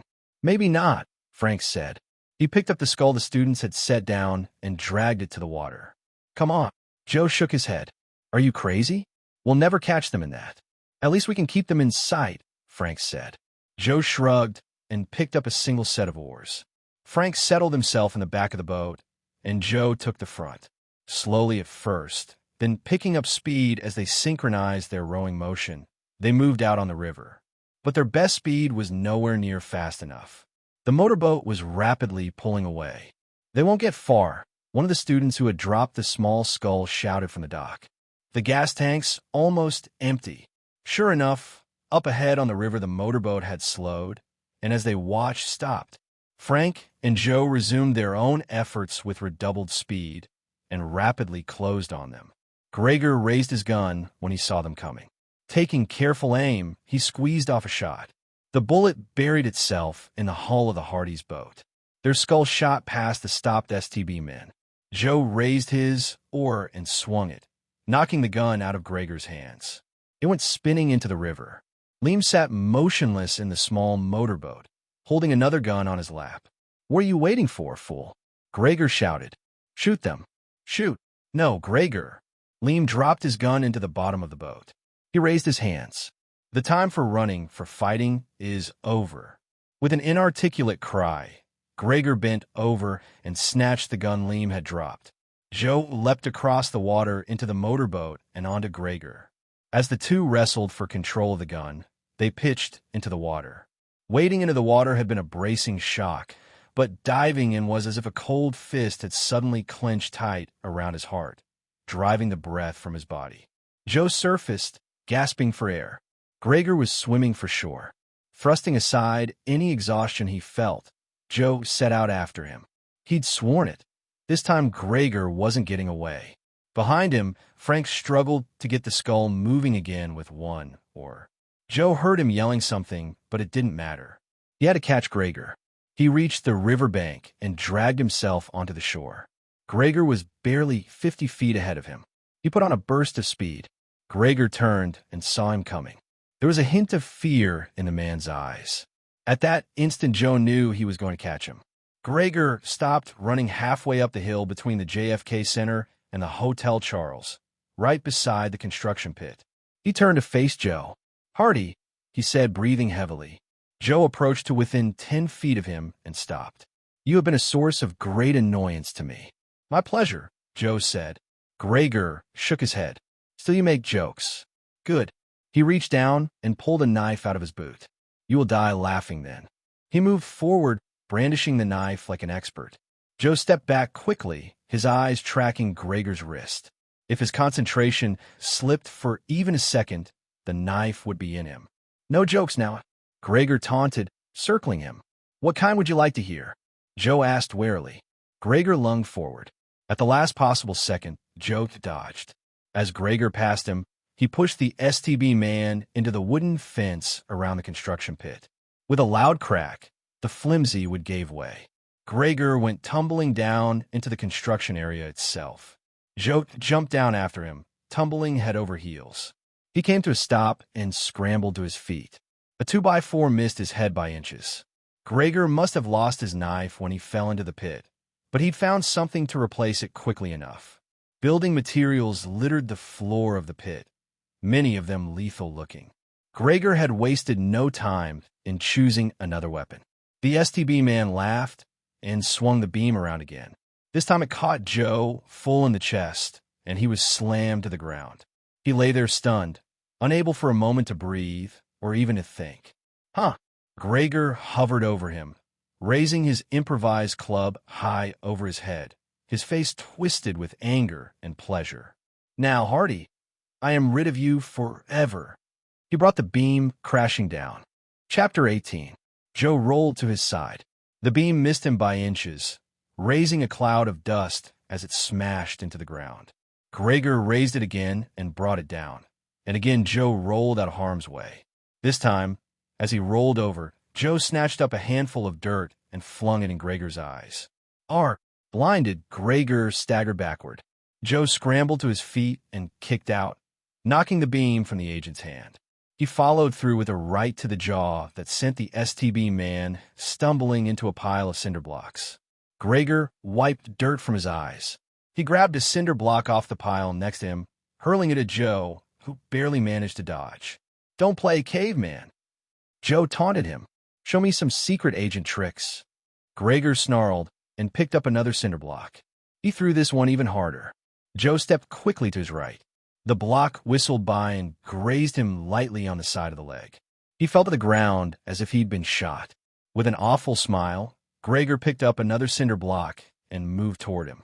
Joe scrambled backward until he felt something hard at his back. A cement wall, the foundation of the building being built there. He dragged himself to his feet. "You can't run any more, Hardy," Gregor said. Now, springing off the wall, Joe shot forward to drop-kick Gregor in the stomach with both feet. Gregor grunted heavily and dropped the cinder block. "It is not over yet, Hardy," Gregor said, swaying on his feet, his breath coming in harsh, ragged gulps. "Isn't it?" Joe asked, wiping the dirt off his face. "Janicek's safe, and you're dead on your feet." "Not yet," Gregor said. With the last of his strength, he half swung, half fell at Joe. Joe dodged the blow. Now was his turn. He balled his right hand into a fist and swung with all his might.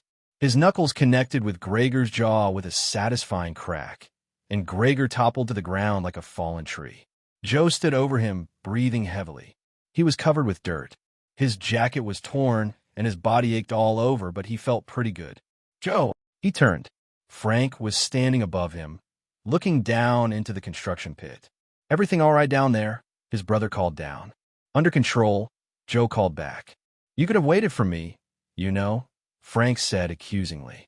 "Oh, no," Joe replied, rubbing his hand and staring down at Gregor. "This one was all mine. We caught Ludwig at the airport. He'll be sharing that cell with Gregor and Liam for a long, long time," Considine said. "In this country, Prague has officially denied any connection with Liam's project and any of the people we've taken into custody." "I find that hard to believe," Frank said. He and Joe, in dry clothes they'd borrowed from one of the Beast's dorm neighbors, sat at a table back in the Cambridge precinct house, their father and Considine across from them. "So do I," Considine said. "But we're not going to complain. By the way," he added, "we finally turned up that kid you borrowed the skateboard from. He'll be testifying about KRC attacking you from his car." He also asked if the government agent was done with his board. Joe laughed. "Well, I guess you can tell us where to return it." A uniformed officer opened the door. "Excuse me, Lieutenant. Those two young men you wanted to see are here." Considine nodded. "Show them in." The officer stepped aside, and Chris and Larry walked into the room. They sat down nervously next to Frank. Finn and Hardy smiled. "Now, Ben, what we were talking about before is..." Considine had a grim stare for the newcomers. Both shifted in their seats, looking uncomfortable. "I've talked with the authorities here at Harvard, and based on both your records and the good words of Mr. Hardy here," he nodded at Fenton, "the university people and the district attorney's office are willing to drop all charges against you two. Under one condition." Chris looked up unbelievingly. "Name it." The Beast nodded his assent. Considine smiled. "You are both directed to report to the Superintendent of Continuing Education for teaching assignments in computer education. You'll each be required to teach 500 hours of classes." Larry gulped. "I've never been very good at communicating with other people." "Well, here's your chance to learn," Considine said. "Their equipment may not be as fancy as what you're used to. I know where they can get more, if they want it," Chris said. "A whole basement full." Considine nodded. "I'm sure they'd be delighted to accept." Frank and Joe exchanged smiles. The door to the room opened again, and Alexander Janicek walked in. "Mr. Janicek," Joe exclaimed, standing. "What brings you here?" The old man was wearing a Harvard sweatshirt that made him look like a grandfatherly undergraduate. "I came to thank you all for everything and to ask you to attend my closing speech tomorrow at the symposium." "We really should be getting back home," Finn and Hardy said regretfully, looking at his watch. "Dad," Joe pleaded, "can't we stay and hear the speech?" "Well, wrapping this case up is a good excuse for a celebration, isn't it?" Fenton smiled. "All right, we'll stay in Cambridge tonight." "Now you're talking. I'll even treat you and the boys to dinner," Considine said. No.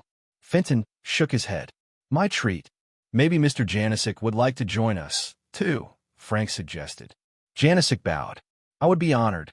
Fenton smiled at his sons. "I'll call your mother and tell her not to expect us home." He turned to Chris. "And there's something else I'd like to tell her about, too." "Where should we eat?" Frank asked. "I know this pizza joint right around the corner," Chris suggested.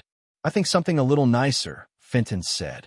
"Maybe an Italian restaurant or hamburgers," Janicek proudly proclaimed.